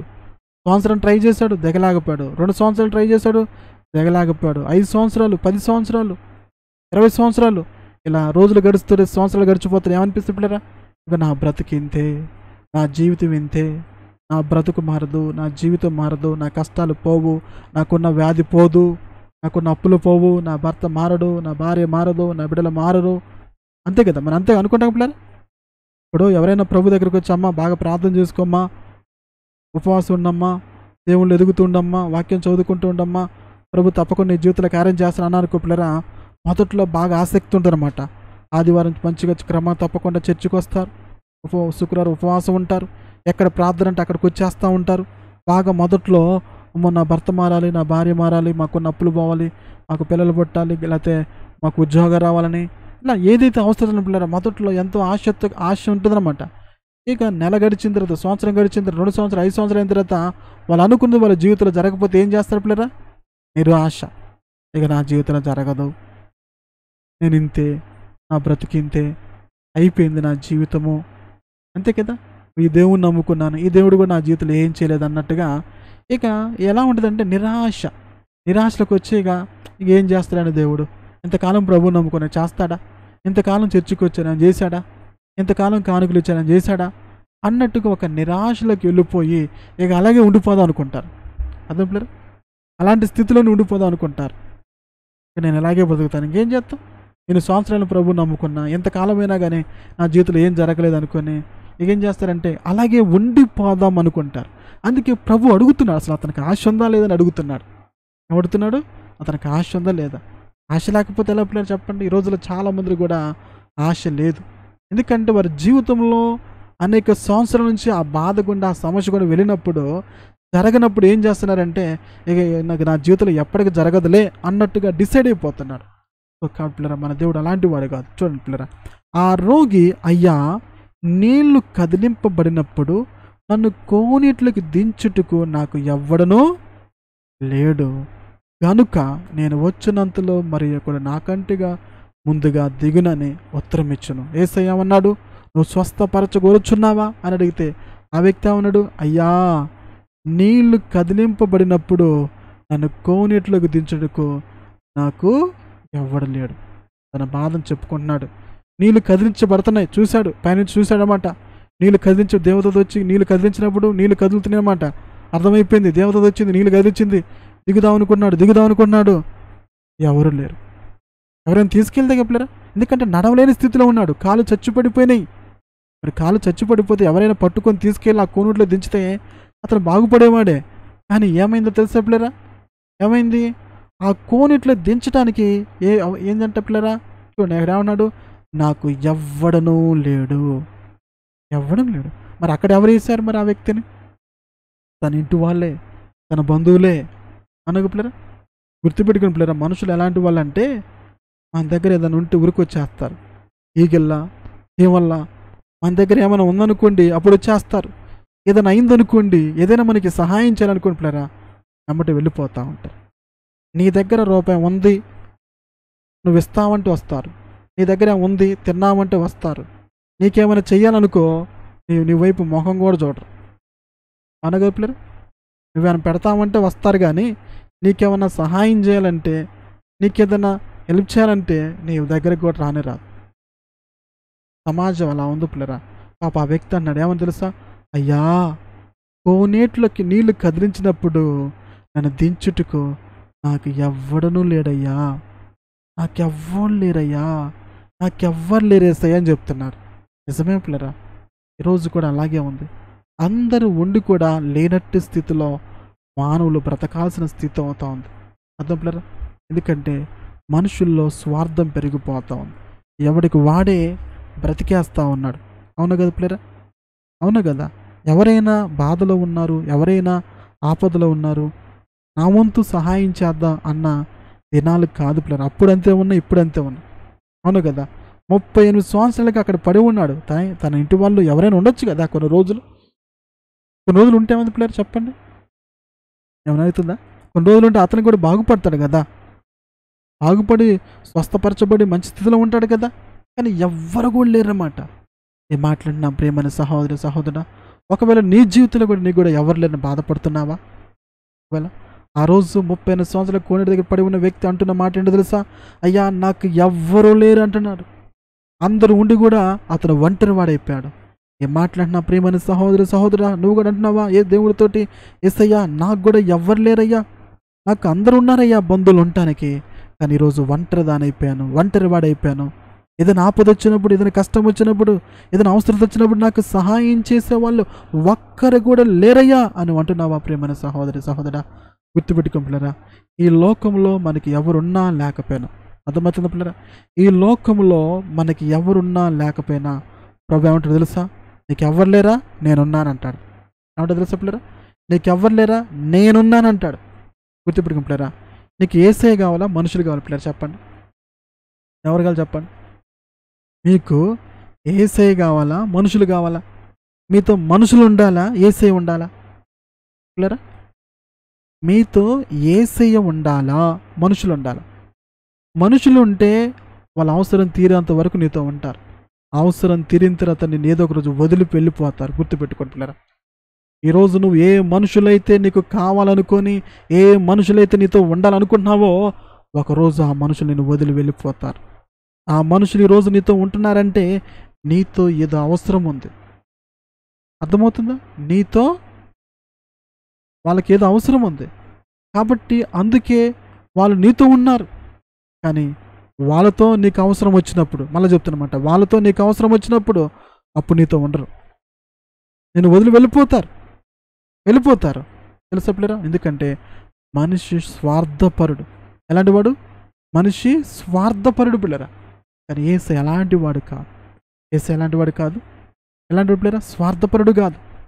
ఎవరున్నా లేకపోయినా నేను నీతో ఉంటానంటాడు. అందుకే ప్రభు యొక్క వాక్యం సెలవిస్తూ ఉంది, ఇక సమాప్తి వరకు నేను సదాకాలం మీకు తోడై ఉన్నానని మత్తయి సువార్తలో రాయబడింది. ఇంకా ప్రభు యొక్క వాక్యం సెలవిస్తుంది యెషయా గ్రంథంలో, ముదిము వచ్చు వరకు ఎత్తుకునేవాడు నేనే, శాశ్వతమైన ప్రేమతో నిన్ను ప్రేమిస్తున్నాను, ఇడువక నీ ఎడల నా కృప చూపిస్తానని చెప్తున్నాడు. ఆయన మనం ప్రేమించేవాడు, విడిచిపెట్టేవాడు కాదు పిల్లరా.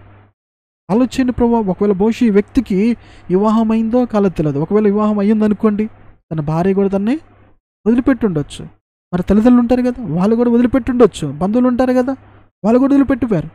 నువ్వు బ్రతికితే చస్తే మాకేంది, ఒకళ్ళు బ్రతికితే లేదా బాగుపడితే స్వస్థత పొందుకుని ఇంటికి రా అన్నట్టుగా బహుశా అక్కడ వెళ్ళిపోయారమ్మ. అర్థం పిల్లరా? అంతే కదా. ఈరోజు ప్రజలు అలాగే ఉన్నారు కదా పిల్లరా. మన అవసరం ఉన్నంతసేపు మనతో ఉంటున్నారు, అవసరం తీరిన తర్వాత వదిలేసి వెళ్ళిపోతున్నారు. అంతేగా. పాప 38 సంవత్సరాలు పిల్లలు ఆలోచించండి, ఎవ్వరూ లేరు, నీళ్ళు కదిలించబడుతున్నాయి. వెళ్దామనుకున్నప్పుడు అక్కడ దాకా వెళ్ళేప్పుడు ఎవరో ఒకళ్ళు దిగుతున్నారు, స్వస్థపడతా ఉన్నారు. అతను దిగలేని పరిస్థితి. మళ్ళీ ఎదురు చూశాడు, నీళ్ళు కదులుతున్నాయి, దిగుదాం అనుకున్న ఎవరు ముందుకెళ్ళి దిగుతున్నారు. ఎందుకంటే ఎదుటి వాళ్ళకి సహాయం చేస్తున్నారు, ఇతనికి ఎవరూ లేరు. అదే ఎన్ని సంవత్సరాల నుంచి ఉన్నాడు అక్కడ? 1 సంవత్సరమా, 2 సంవత్సరాల, 3 సంవత్సరాలు, ఎన్ని సంవత్సరాలు పిల్లరా? 38 సంవత్సరాల నుంచి అదే స్థితిలో ఉన్నాడు పాప. అదే స్థితిలో పిల్లరా, ఆలోచన పిల్లరా. మనకి తలనొప్పి ఉదయం నుంచి సాయంత్రం దాకా వస్తే ఎంత బాధ ఉంటుంది పిల్లరా చెప్పండి. ఉదయం నుంచి సాయంత్రం వరకు తలనొప్పితో బాధపడడానికి ఎంత టార్చర్ ఉంటుంది, ఎంత బాధ ఉంటుంది. ఆ తలకాయ తీసుకొని గోడ కొట్టుకుంటే బాధ అనిపిస్తుంది. అట్లా అనిపిస్తుంటే చచ్చిపోతే బాగా అనిపిస్తుంది. కొన్నిసార్లు మనకు వచ్చే శరీరంలో బాధలు ఎలా ఉంటాయి అంటే, ఇంకెందుకు నా జీవితం, ఈ బాధ తట్టుకోలేకపోతున్నాను, ఈ నొప్పి తట్టుకోలేకపోతున్నాను, ఈ వేదన తట్టుకోలేకపోతున్నాను, దేవుడు నా ప్రాణం తీసుకుంటే బాగు అన్నట్టుగా అనిపిస్తుంది. కొన్నిసార్లు వారికి వచ్చిన బాధలు బట్టి, శరీరంలో వచ్చిన అనారోగ్యాలు బట్టి చాలామంది సూసైడ్ చేసుకునే వాళ్ళు, ఆత్మహత్య చేసుకునే వాళ్ళు అనేకులు ఉన్నారు పిల్లలు. తెలుసా? అతను 38 సంవత్సరాల నుంచి అక్కడ పడి ఉన్నాడు. ఎవరైనా సహాయం చేసి ఉంటే తను ఎప్పుడో బాగుపడేవాడు పిల్లరా. అర్థమవుతుందా? కానీ మనుషులు ఏం చేశారు? ఎవరైనా వచ్చారు అతను బాగుపడాలని, ఎవరైనా అతను స్వస్థపరచబడాలని వచ్చారు పిల్లరా? ఎవరికి పట్టదు పిల్లరా. కానీ ప్రభు ఆ వ్యక్తి అన్నాడు, అయ్యా నన్ను కోనేట్లో దించుటకు నాకు ఎవ్వడనూ లేడయ్యా. ఏం చెప్పలేరా? నాకెవ్వరు లేరు. ప్రభు ఏమంటాడు? నీకెవరున్నా లేకపోయినా నేను నీతో ఉన్నాను. అందుకే పిల్లరా, దేవుడు మనతో ఉండాలి. అర్థమవుతుందా? ఎవరు మనతో ఉండాలి? దేవుడు మనతో ఉండాలి. అందుకే యెహోషువతో అంటాడు, యెహోషువ భయపడి కాకు, నిబ్బరం కలిగి ధైర్యంగా ఉండు, నేను నీతో ఉంటానంటాడు ప్రభు. అర్థం పిల్లరా, మోషేని కూడా దేవుడు ఐగుప్తు దేశానికి వెళ్ళు అంటాడు. వెళ్ళమంటే ప్రభు నేను వెళ్ళనయ్యా అంటే ప్రభు అంటే తెలుసా, నేను నీతో ఉంటానంటాడు. ఏమంటాడు? నేను నీతో ఉంటానంటాడు. అబ్రాహాము దేవుడు పిలిచాడు, అబ్రామా నేను చూపించే దేశానికి రా, నేను గొప్ప జనం చేస్తాను అంటే దేవుడు అబ్రాహాముకు తోడే ఉన్నాడు. అదే ఇట్లా బైబిల్ చెప్పుకుంటూ పోతే దేవుడు తన ప్రజలకి, తన దగ్గరకు వచ్చిన వాళ్ళకి ఆయన తోడుండి నడిపిస్తూ వచ్చాడు పిల్లరా. ఎలాంటి సమస్యలు కావచ్చు, ఎలాంటి ఇబ్బందులు కావచ్చు. అందుకే పిల్లరా, మనము దేవుని కలిగి బ్రతకాలి. ఎవరిని కలిగి బ్రతకాలి? యేసయ్యని కలిగి బ్రతకాలి. ఈరోజు నీ బంధువులు రేపు నీతో రారు, నీ స్నేహితులు నీతో రారు, నీ తల్లిదండ్రులు నీతో రారు, నీ యొక్క రక్త సంబంధులు నీతో రారు, నీ కులస్తులు నీతో రారు. ప్రియమైన సహోదరుడా, ఎందుకో తెలుసా? మనం ఈ లోకానికి ఎలా వచ్చామంటే దిగంబరులు కావచ్చు, ఒంటరిగా వచ్చాం. అర్థమైందా? మనల్ని పుట్టించింది దేవుడు, మనతో ఉండేది దేవుడు. ఈ లోకాన్ని విడిచిన తర్వాత కూడా మనం వెళ్ళాల్సింది దేవుని దగ్గరికే. కాబట్టి పిల్లరా, ఆయన కలిగి మనం బ్రతకాలి. చూద్దామన్నమాట. వచ్చినంతలో మరి ఒక నాకంటే ముందుగా దిగిన ఆయనకి ఉత్తరమించను, యేసు నువ్వు లేచి నీ పరుపెత్తుకొని నడమని వానితో చెప్పగా వెంటనే వాడు స్వస్థత నొంది తన పరుపెత్తుకొని నడిచెను. చూసాను పిల్లరా, మరి ఒకే ఒక్క మాట చేత అతని జీవితాన్ని మార్చేశాడు.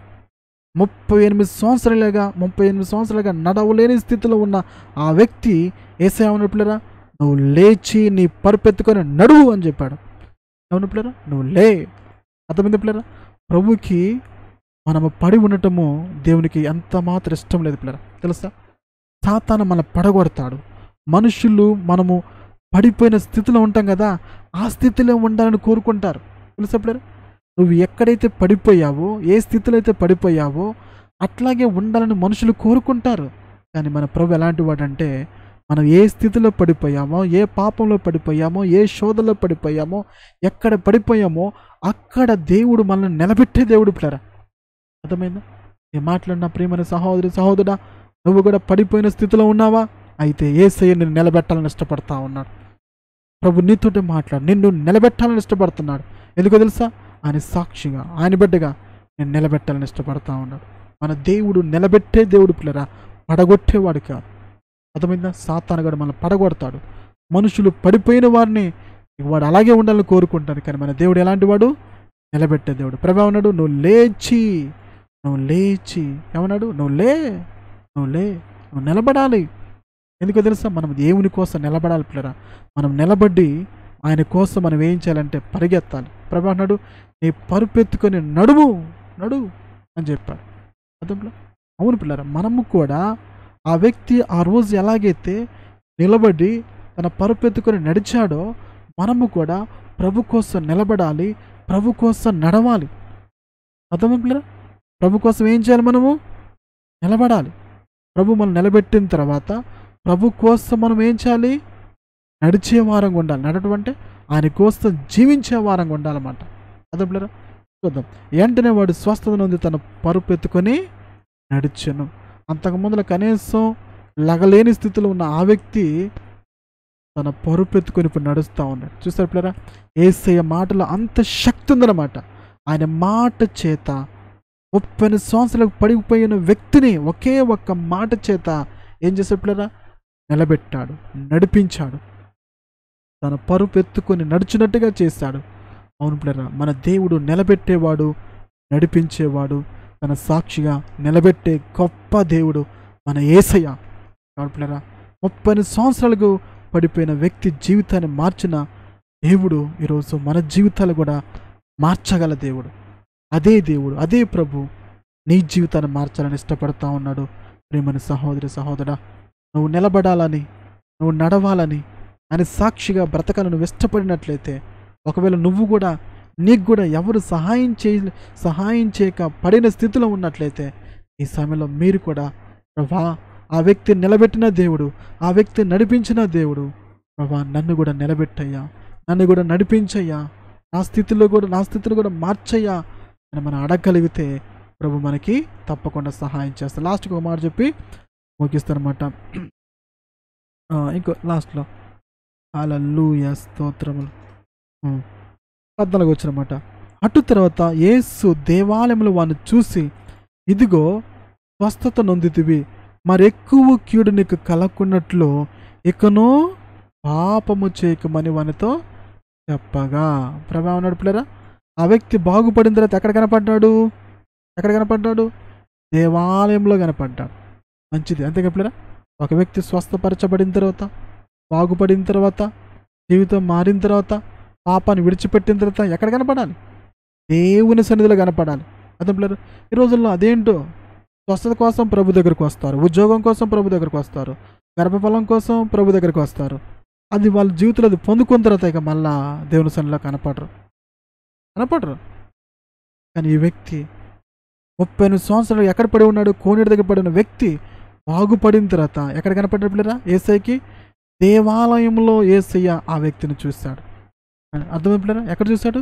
దేవాలయంలో చూశాడు, దేవుని సన్నిధిలో కనపడుతూ వచ్చాడు. అవును పిల్లరా, ప్రభువు మన జీవితాలు మార్చిన తర్వాత, ప్రభు మనం నిలబెట్టిన తర్వాత మనం ఎక్కడ కనపడాలి తెలుసా? యేసయ్యకి దేవాలయంలో కనపడాలి. అంతేగాని సినిమాల్లో కనపడకూడదు, అంతేగాని డ్యాన్సులు వేసే చోట నువ్వు కనపడకూడదు. యేసయ్య నిన్ను చూస్తున్నాడు. ప్రియమైన సహోదరా, యేసయ్య నిన్ను చూసినప్పుడు నువ్వు ఎక్కడుంటావు?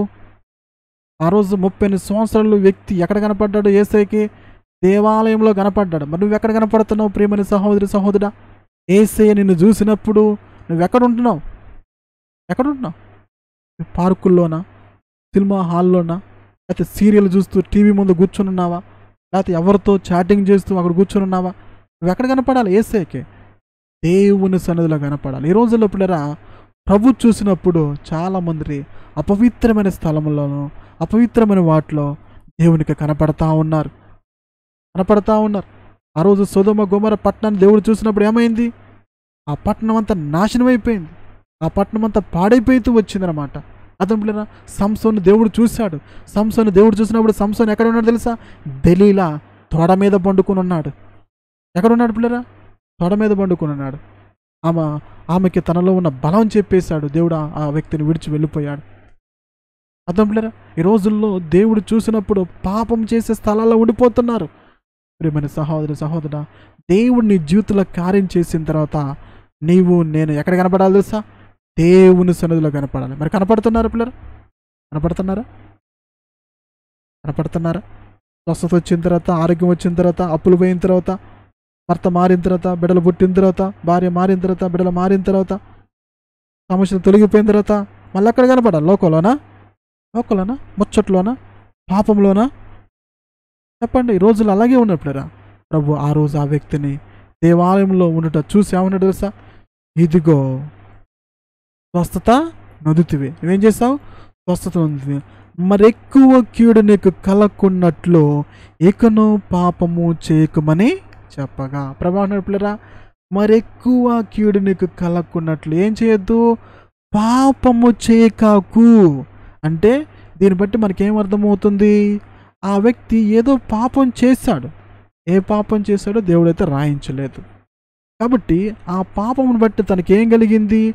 కీడు కలిగింది. ఎలాంటి కీడు? 38 సంవత్సరాలుగా కోనేరు దగ్గర పడిపోయినాడు. కాలు చచ్చొచ్చినమాట. ఏ పాపం చేశాడో, ఏ పాపం వల్ల అతనికి ఆ కాళ్ళు సచ్చొచ్చిన మనకి తెలియదు, కానీ మొత్తానికైతే నడవలేని స్థితిలో ఉన్నాడు, నిలబడలేని స్థితిలో ఉండిపోయాడు. ఎన్ని సంవత్సరాలు? 38 సంవత్సరాల నుంచి కీడు అనిపించాడు తన జీవితంలో. దానికి కారణం ఏంటో తెలుసా పిల్లరా? పాపము. ఆ పాపము అతను ఏం చేసింది తెలుసా? ఒంటరి వాడిని చేశాడు.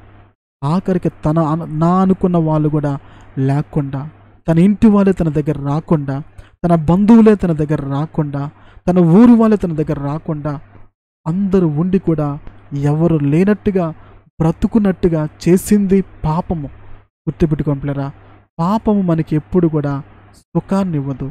పాపము ఎప్పుడు కూడా మనకి నెమ్మది ఇవ్వదు. పాపం ఎప్పుడు కూడా మనకి ఆరోగ్యాన్ని ఇవ్వదు.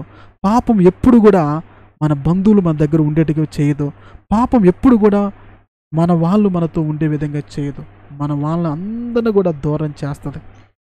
ఈ వ్యక్తి జీవితంలో కూడా అదే జరిగింది. అందరిని దూరం చేసుకున్నాడు, అందరిని పోగొట్టుకున్నాడు. కారణం ఏంటంటే తనలో ఉన్న పాపము. ఆ పాపమే తన 38 సంవత్సరాల కోనేటి దగ్గర పడిపోయే విధంగా చేసింది పిల్లరా. అవును పిల్లరా, పాపము మనల్ని పడగొట్టిద్ది. అదే పిల్లరా, పాపం ఏం చేసిద్ది? పడగొట్టిద్ది, అందరికి దూరం చేసిద్ది, ఆఖరికి కీడు అనుభవించినట్టుగా చేసిద్ది అనమాట. నిజమే పిల్లరా, ఈ వ్యక్తి ఎంతో బాధ అనిపించాడు మనకు పిల్లరా. 38 సంవత్సరాలు నడవలేక అల్లాడిపోతున్నాడు. మరి అతని గురించి దేవుడు ఎక్కువ రాయలేదు, అంటే కొంచెం షార్ట్గా రాయించాడు అనమాట. తను ఎటువంటి పాపం చేసే అంత రాయలేదు, కానీ మొత్తానికైతే ఏదో పాపం చేస్తాడు. ప్రభు అన్నాడు, మరెక్కువ కీడు కలకున్నట్లు ఇక నువ్వేం చేయొద్దు, పాపము చేయకమని చెప్పాడు ప్రభు. మరెక్కువ నువ్వు పాపం చేస్తే ఏమైతే తెలుసా? నీకు ఎక్కువ కీడు కలిగిద్ది, ఎక్కువ కీడు కలిగిద్ది. ఆల్రెడీ ఇప్పుడు నువ్వు 30 సంవత్సరాలు కోనేటి దగ్గర పడి ఉన్నావు. రేపుగా నువ్వు పాపం చేస్తే ఇంకెక్కువ అయింది. అంటే ఈరోజు 30 సంవత్సరాలు అయింది, రేపు దానికి డబుల్ కావచ్చు, త్రిబుల్ కావచ్చు. ఇక నరకం పోతే ఇంకా నిత్యత్వం అనమాట. అర్థం పిల్లరా? అందుకే పాపం మనం చేయకూడదు. పాపం చేస్తే ఏం కలిగిద్ది పిల్లరా? కీడు కలిగిద్ది, నీకు మేలు కలగదు. ఈ రోజుల్లో ప్రజలు పాపం చేస్తూ ఉన్నారు. ఏం చేస్తున్నారు? పాపం చేస్తున్నారు. పాపం చేసి కీడు తెచ్చుకుంటున్నారు. రోజులు ప్రజలకి, అందుకే పిల్లరా, ప్రజలకి మేలు ఎందుకు కలగట్లేదంటే చాలామంది జీవితంలో దేవుని కార్యాలు ఎందుకు జరగవంటే వారిలో పాపం ఉండబట్టే. ఇది నేను చెప్పడం కదా పిల్లరా, ప్రభువే చెప్తున్నాడు. అర్థమవుతుందా? ప్రభు అన్నాడు, మరెక్కువ కీడు కలగకున్నట్లు ఎక్కువ నువ్వు పాపము చేయకాకు. నేను మాట్లాడిన ప్రియమైన సహోదరుడా, దేవుడు ఈ సమయంలో నీతోటే మాట్లాడుతున్నాడు. ఏంటో తెలుసా?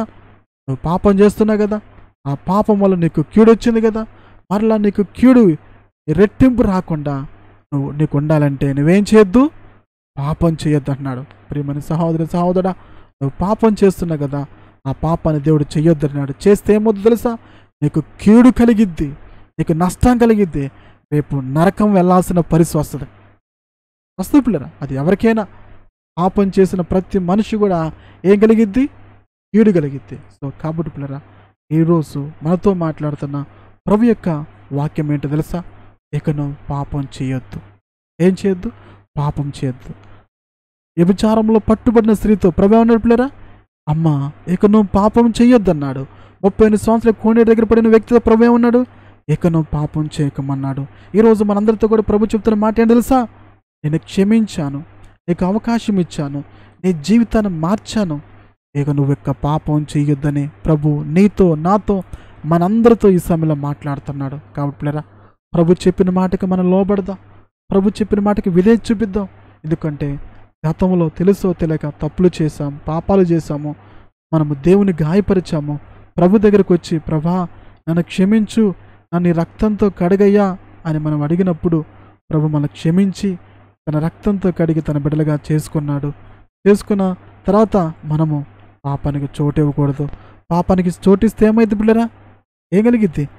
కీడు ఎక్కువ కలిగిద్ది. కాబట్టి ప్రభు మనతోటే మన మేలు కోరి, మన క్షేమం కోరి ప్రభు చెప్తున్న మాట ఏంటి తెలుసా? ఏకను నువ్వు పాపము చేయకము, పాపం చేయొద్దు అన్నాడు. ఈరోజు మన వర్తమానం కూడా అదే. ఏంటిది? ఏకను పాపము చేయకము, ఏకను నువ్వు పాపం చేయక. పిల్లరా, ఈరోజు మీ అందరితో మాట్లాడుతున్నాడు దేవుడు. మనందరితో తెలియజేస్తున్న మాట ఏంటో తెలుసా? ఏకను నువ్వు పాపం చేయొద్దు. ఇంతవరకు చేసిన పాపం చాలు, ఇంతవరకు చేసిన పాపం చాలు, నువ్వు మరలా పాపం చేయొద్దు అన్నాడు. దేవుడు పాపం చెయ్యొద్దని మనం పాపం చేస్తే పిల్లరా, ఈసారి దేవుడే మనకు శిక్షిస్తాడు. గుర్తుపెట్టుకోండి. అర్థం పిల్లరా, దేవుడు మనకు ఒకసారి అవకాశం ఇచ్చినప్పుడు కోనేరు దగ్గర పడి ఉన్న వ్యక్తికి అవకాశం ఇచ్చాడు. తను తెలిసి తెలియక చేసిన ప్రతి పాపాన్ని ప్రభు క్షమించి తను స్వస్థపరిచాడు. వ్యభిచారంలో పట్టుబడిన స్త్రీని కూడా ఆమె తెలిసి తెలియక చేసిన పాపాన్ని కూడా ప్రభు క్షమించి ఆమె కూడా అవకాశం ఇచ్చాడు.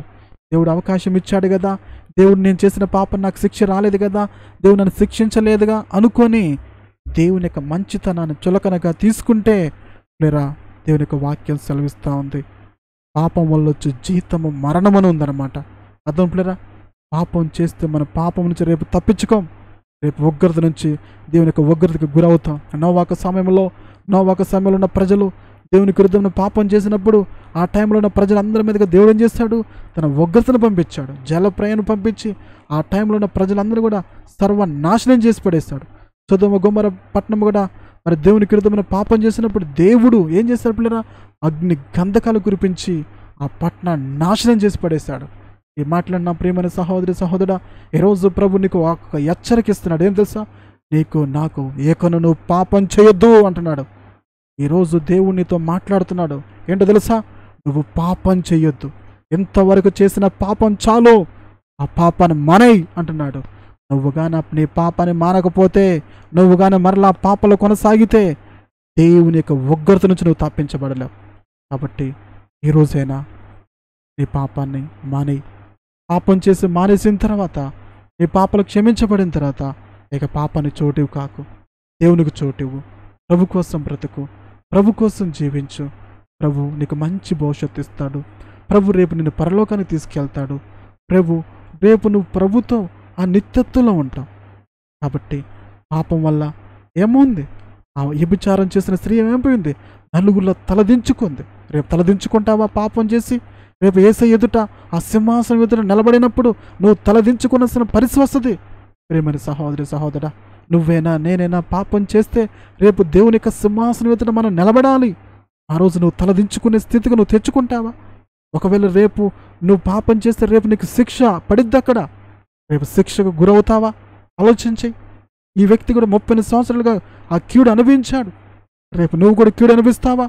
పాపం వల్ల నీకు మేలు జరగదు, పాపం వల్ల నీకు ఎలాంటి లాభం ఉండదు. మరి నీకు లాభం లేని, నీకు నష్టం కలిగించే పాపానికి చోటిస్తావా? ఆ పాపాన్ని మాను, ఆ పాపానికి దూరంగా పారిపో.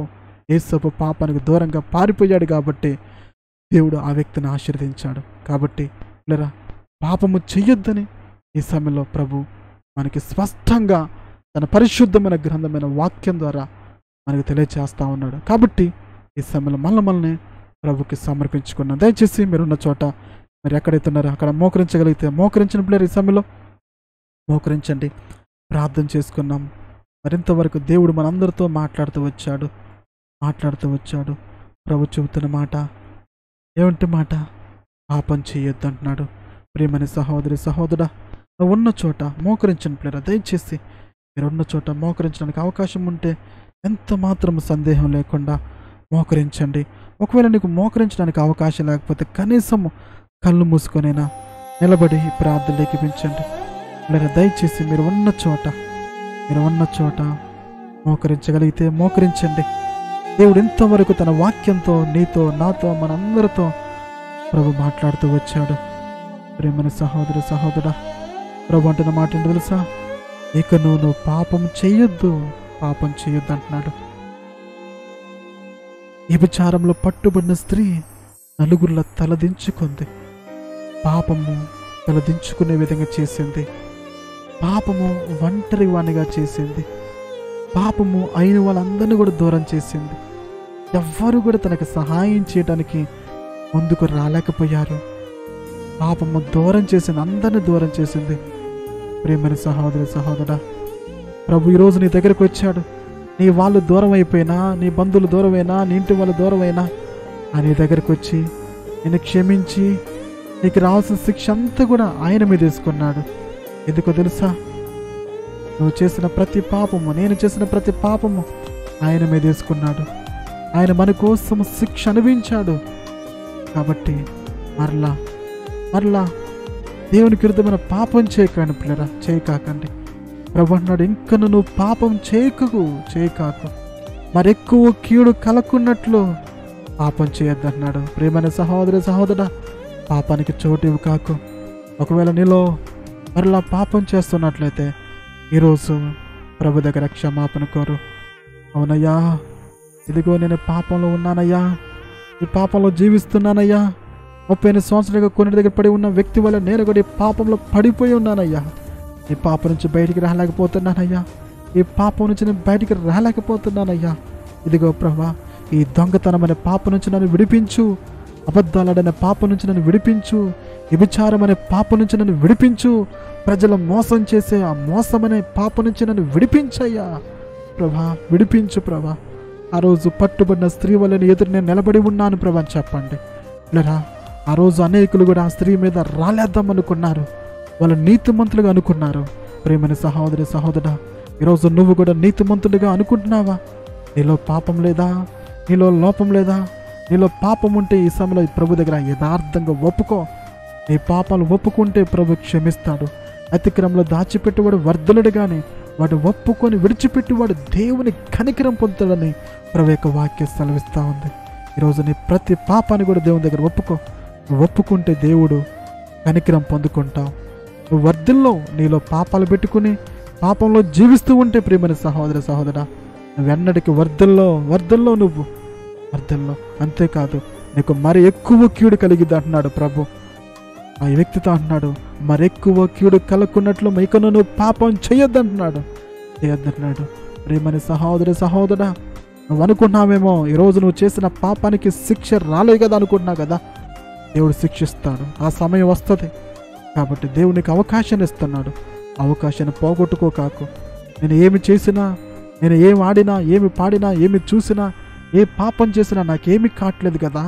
దేవుడు నన్ను ఏం చేయట్లేదు కదా, నాకు ఏ శిక్ష రాలేదు కదా, నాకు ఎలాంటి అనారోగ్య సమస్య రాలేదు కదా, నేను బాగానే ఉన్నాను కదా నువ్వు అనుకున్నామేమో ప్రేమ సహోదరి సహోదరా. దేవుడి యొక్క మంచితనాన్ని నిర్లక్ష్యం చేయకాకు. దేవుని యొక్క వాక్యం సెలవిస్తూ ఉంది, ఏ మిత్తుతావు అదే పంట కోస్తావనుంది.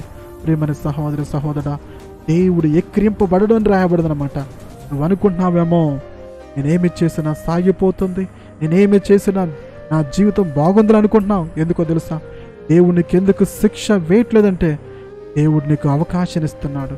ఇకనైనా పాపం మానతావేమో, ఇకనైనా పాపాన్ని విడిచిపెడతావేమో, ఇకనైనా పాపానికి దూరంగా పారిపోతావేమో, ఇకనైనా దేవుని సన్నిధిలో కనపడతావేమో అని దేవుడు నీకు అవకాశాలు ఇస్తూ ఉన్నాడు. అవకాశాలు ఇస్తున్నాడు. యేసయ్య నిన్నెంతో ప్రేమించాడు. ఎవరు నీ దగ్గరకు రాలేదు, ఎవరు నీ కోసం ప్రాణం పెట్టలేదు, ఎవరు నిన్ను ప్రేమించలేదు. కానీ యేసయ్య నిన్ను నన్ను తన ప్రాణం కంటే ఎక్కువగా ప్రేమించాడు. మరి ప్రభు మాట వింటావా? ప్రేమైన సహోదరి సహోదరుడా, ప్రభు నీ కోసం ప్రాణం పెట్టాడు కదా, ప్రభు నీ కోసం రక్తం చిందించాడు కదా, ప్రభు నీ కోసం ఈ లోకానికి వచ్చాడు కదా.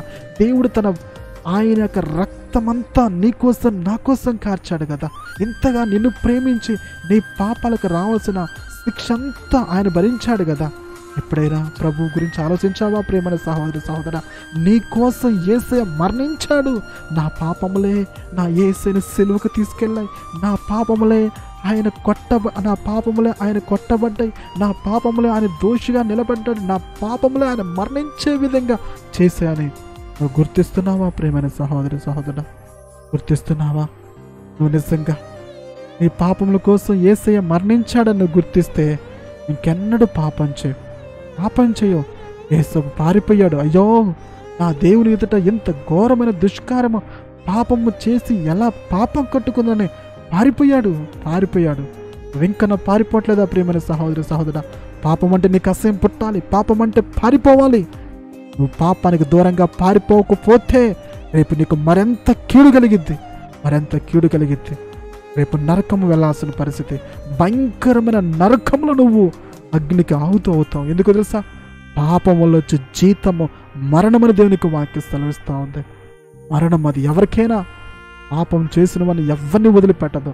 అది నువ్వైనా నేనైనా ఎవరమైనా ప్రేమ సహోదరి సహోదరా, అందరం సమానమే. దేవుని దృష్టిలో అందరం సమానమే. కాబట్టి ఆ వ్యక్తి 30 సంవత్సరాల కోడి దగ్గర పడి ఉన్నాడు. 30 సంవత్సరాలు, ఒక్క సంవత్సరం కాదు, అందరిని కోల్పోయాడు. అందరూ దూరం అయిపోయాడు. ఎందుకు దూరం అయిపోయారు? అయిన వారు లేరు, కట్టుకున్న వారు లేరు, బంధువులు లేరు, స్నేహితులు లేరు. 38 సంవత్సరాలుగా కోనేరు పడిపోయాడు. ఎవ్వరూ సహాయం చేసేవాళ్ళు లేరు. నా అన్నవాడే లేరు.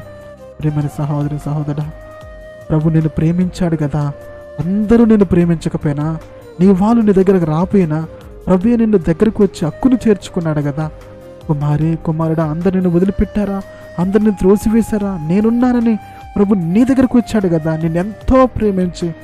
మరి ప్రభు ప్రేమను అర్థం చేసుకున్నావా? అర్థం చేసుకున్నావా ప్రేమని సహోదరి సహోదరా? వ్యభిచారం మందు పట్టుబడ్డ స్త్రీతో ప్రభు అన్నాడు, అమ్మా నీకు ఎవరు శిక్ష విధించలేదా?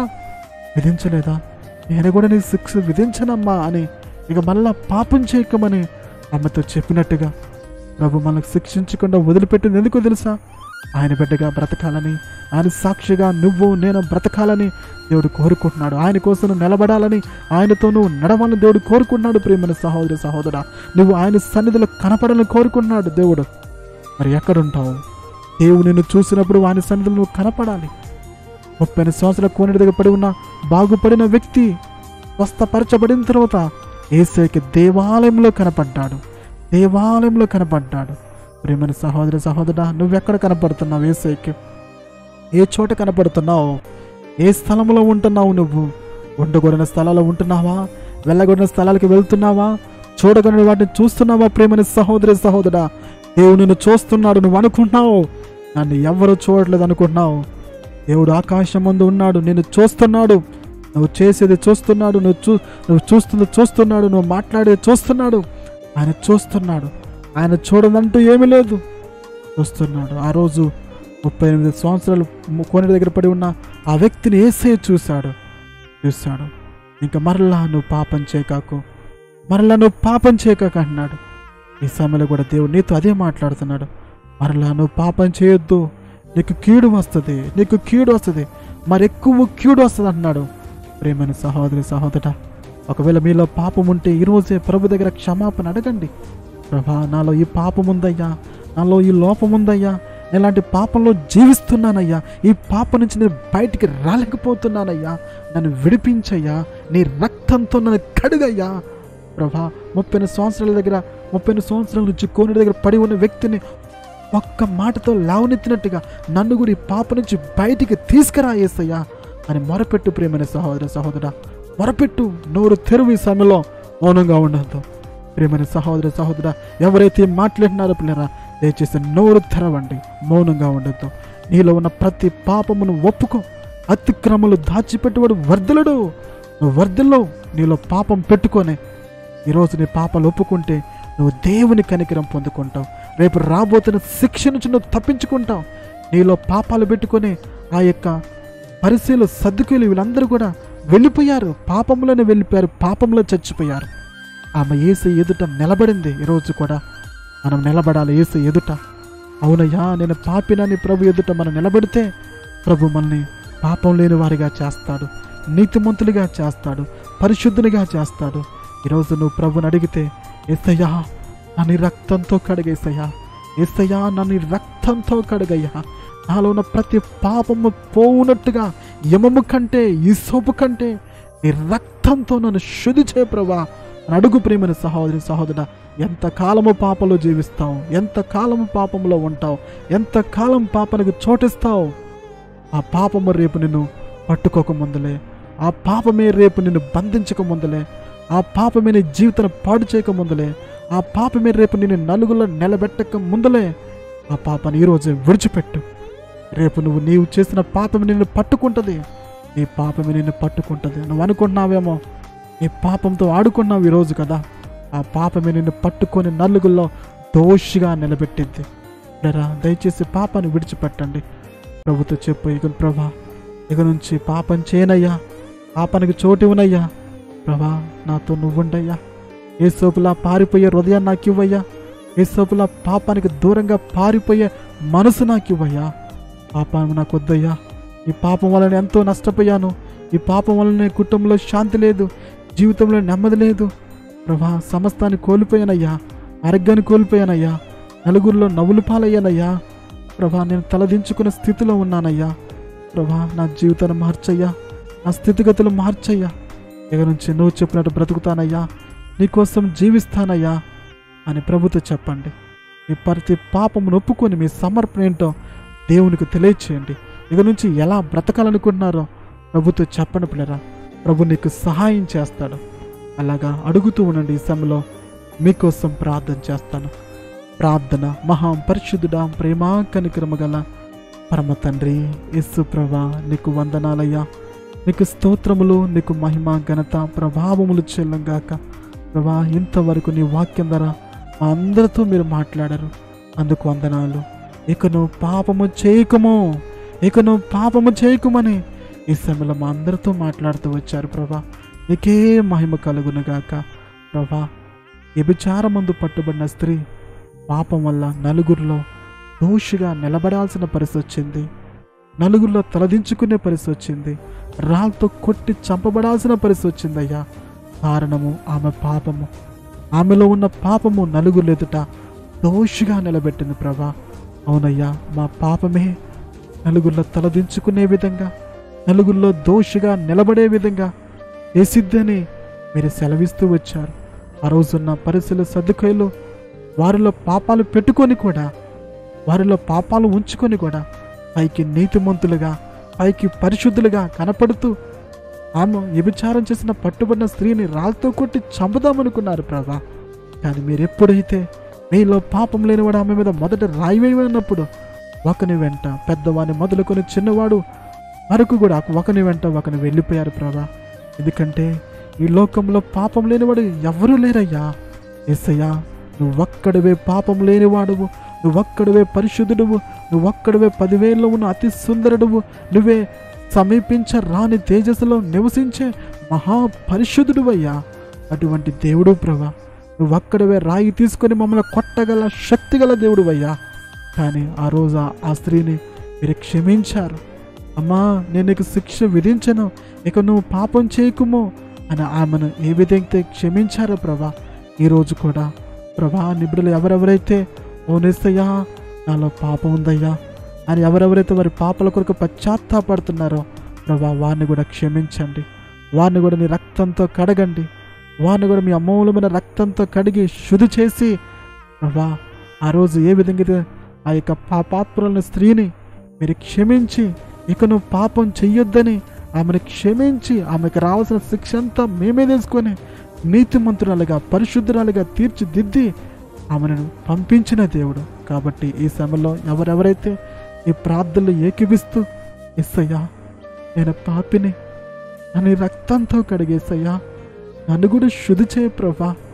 అయ్యా, నాలో ఈ పాపం ఉందయ్యా, నాలో ఇలాంటి పాపం ఉందయ్యా, ఈ పాపం నుంచి నేను బయటికి రాలేకపోతున్నానయ్యా, నన్ను విడిపించు ప్రభాని ఎవరెవరైతే ప్రభా ఈ సమయంలో నిబిడలు ఎక్కడి నుండి మొరపెడుతున్నారో వారిని బయటికి తీసుకురమ్మడుతున్నాను ప్రభా. క్రీస్తునందు ఉన్నవారికి ఏ శిక్షా విధి లేదన్నట్టుగా ప్రభా ఈ సమయంలో ఈ ప్రార్థనలోకి వస్తున్న నిబిడలందరినీ కూడా నీ యందు ఉండేలాగిన సహాయం చేయబడుతున్నాం ప్రభా. అయ్యా, నీ బిడ్డలు నీ యందు ఉండాలయ్యా, నీలో ఉండాలయ్యా.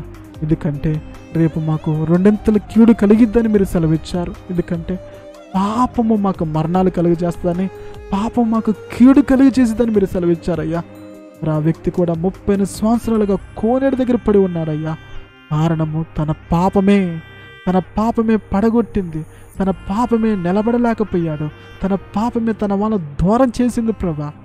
ఆఖరికి ఒంటరివాడైపోయాడు, ఆఖరికి నిస్సహాయ స్థితిలోకి వెళ్ళిపోయాడు, ఆఖరికి ఏ మనిషి కూడా సహాయం చేయలేని వాడిగా మారిపోయాడు ప్రభా. కానీ ఆ వ్యక్తిని ఎంతో ప్రేమించాడు. ఆ వ్యక్తి కోసం మీరు వెళ్ళి మీ మాట చేత అతను లేవనెత్తి నిలబెట్టిన గొప్ప దేవుడు అయ్యా ప్రభా. మరి సమయంలో కూడా నీ బిడ్డలు ఎవరైతే పడిన స్థితిలో ఉన్నారో లేవనెత్తండి అయ్యా. ఒంటరి స్థితిలో ఉన్నారో వాళ్ళని బలపరచండి అయ్యా. అందరిని కోల్పోయి అందరూ ఉన్నప్పుడు కూడా ఒంటరిగా జీవిస్తున్నారో వారిని బలపరిచి ధైర్యపరిచి ఎవరున్నా లేకపోతే నేను ఉన్నానని నీ బిడ్డలకు ధైర్యాన్ని కలుగు చేయబడుతున్నాను ప్రభా. అయ్యా, 30 సంవత్సరాల కోనేటికి పడి ఉన్న వ్యక్తులను నిలబెట్టిన దేవుడు నువ్వే. కాబట్టి ఈ సమయంలో ఎందరైతే ప్రార్థనలు ఏకీపిస్తున్నారు ప్రభా, వారిని కూడా నీ బిడ్డలుగా నిలబెట్టమని ప్రార్థిస్తున్నానయ్యా. వారు నీ కోసం జీవించలాగిన, నీ కోసం నడుచుకునేలాగిన, నీ సాక్షులుగా నీ బిడ్డలుగా నిలబెట్టమని ప్రార్థిస్తూ ఈ ప్రార్థనలు ఏకీపిస్తున్న నీ బిడ్డలందరూ కూడా ఇక నువ్వు పాపం చేయకుండా నీ కోసం బ్రతికి యేసు వల్ల పాపానికి దూరంగా పారిపోయి ఈ లోకంలో నిన్ను గణపరిచి ఈ లోకాన్ని విడిచిపెట్టిన తర్వాత నీ రాజ్య వారసులుగా అవ్వటానికి సహాయం చేయమని అందరికీ మీరు సహాయం చేయమని ఈ ప్రార్థనలోకి పిలిచిన బిడ్డలందరినీ హస్తాలకు అప్పగించుకుంటూ యేసు నామములో అడిగి వేడుకుంటూ పొందుకున్నాం పరమ తండ్రి. ఆమేన్, ఆమేన్, ఆమేన్. ఓకే, ప్రైజ్ పిల్లరా, దేశంలో ఉంటాం, ప్రయత్నం చేయండి.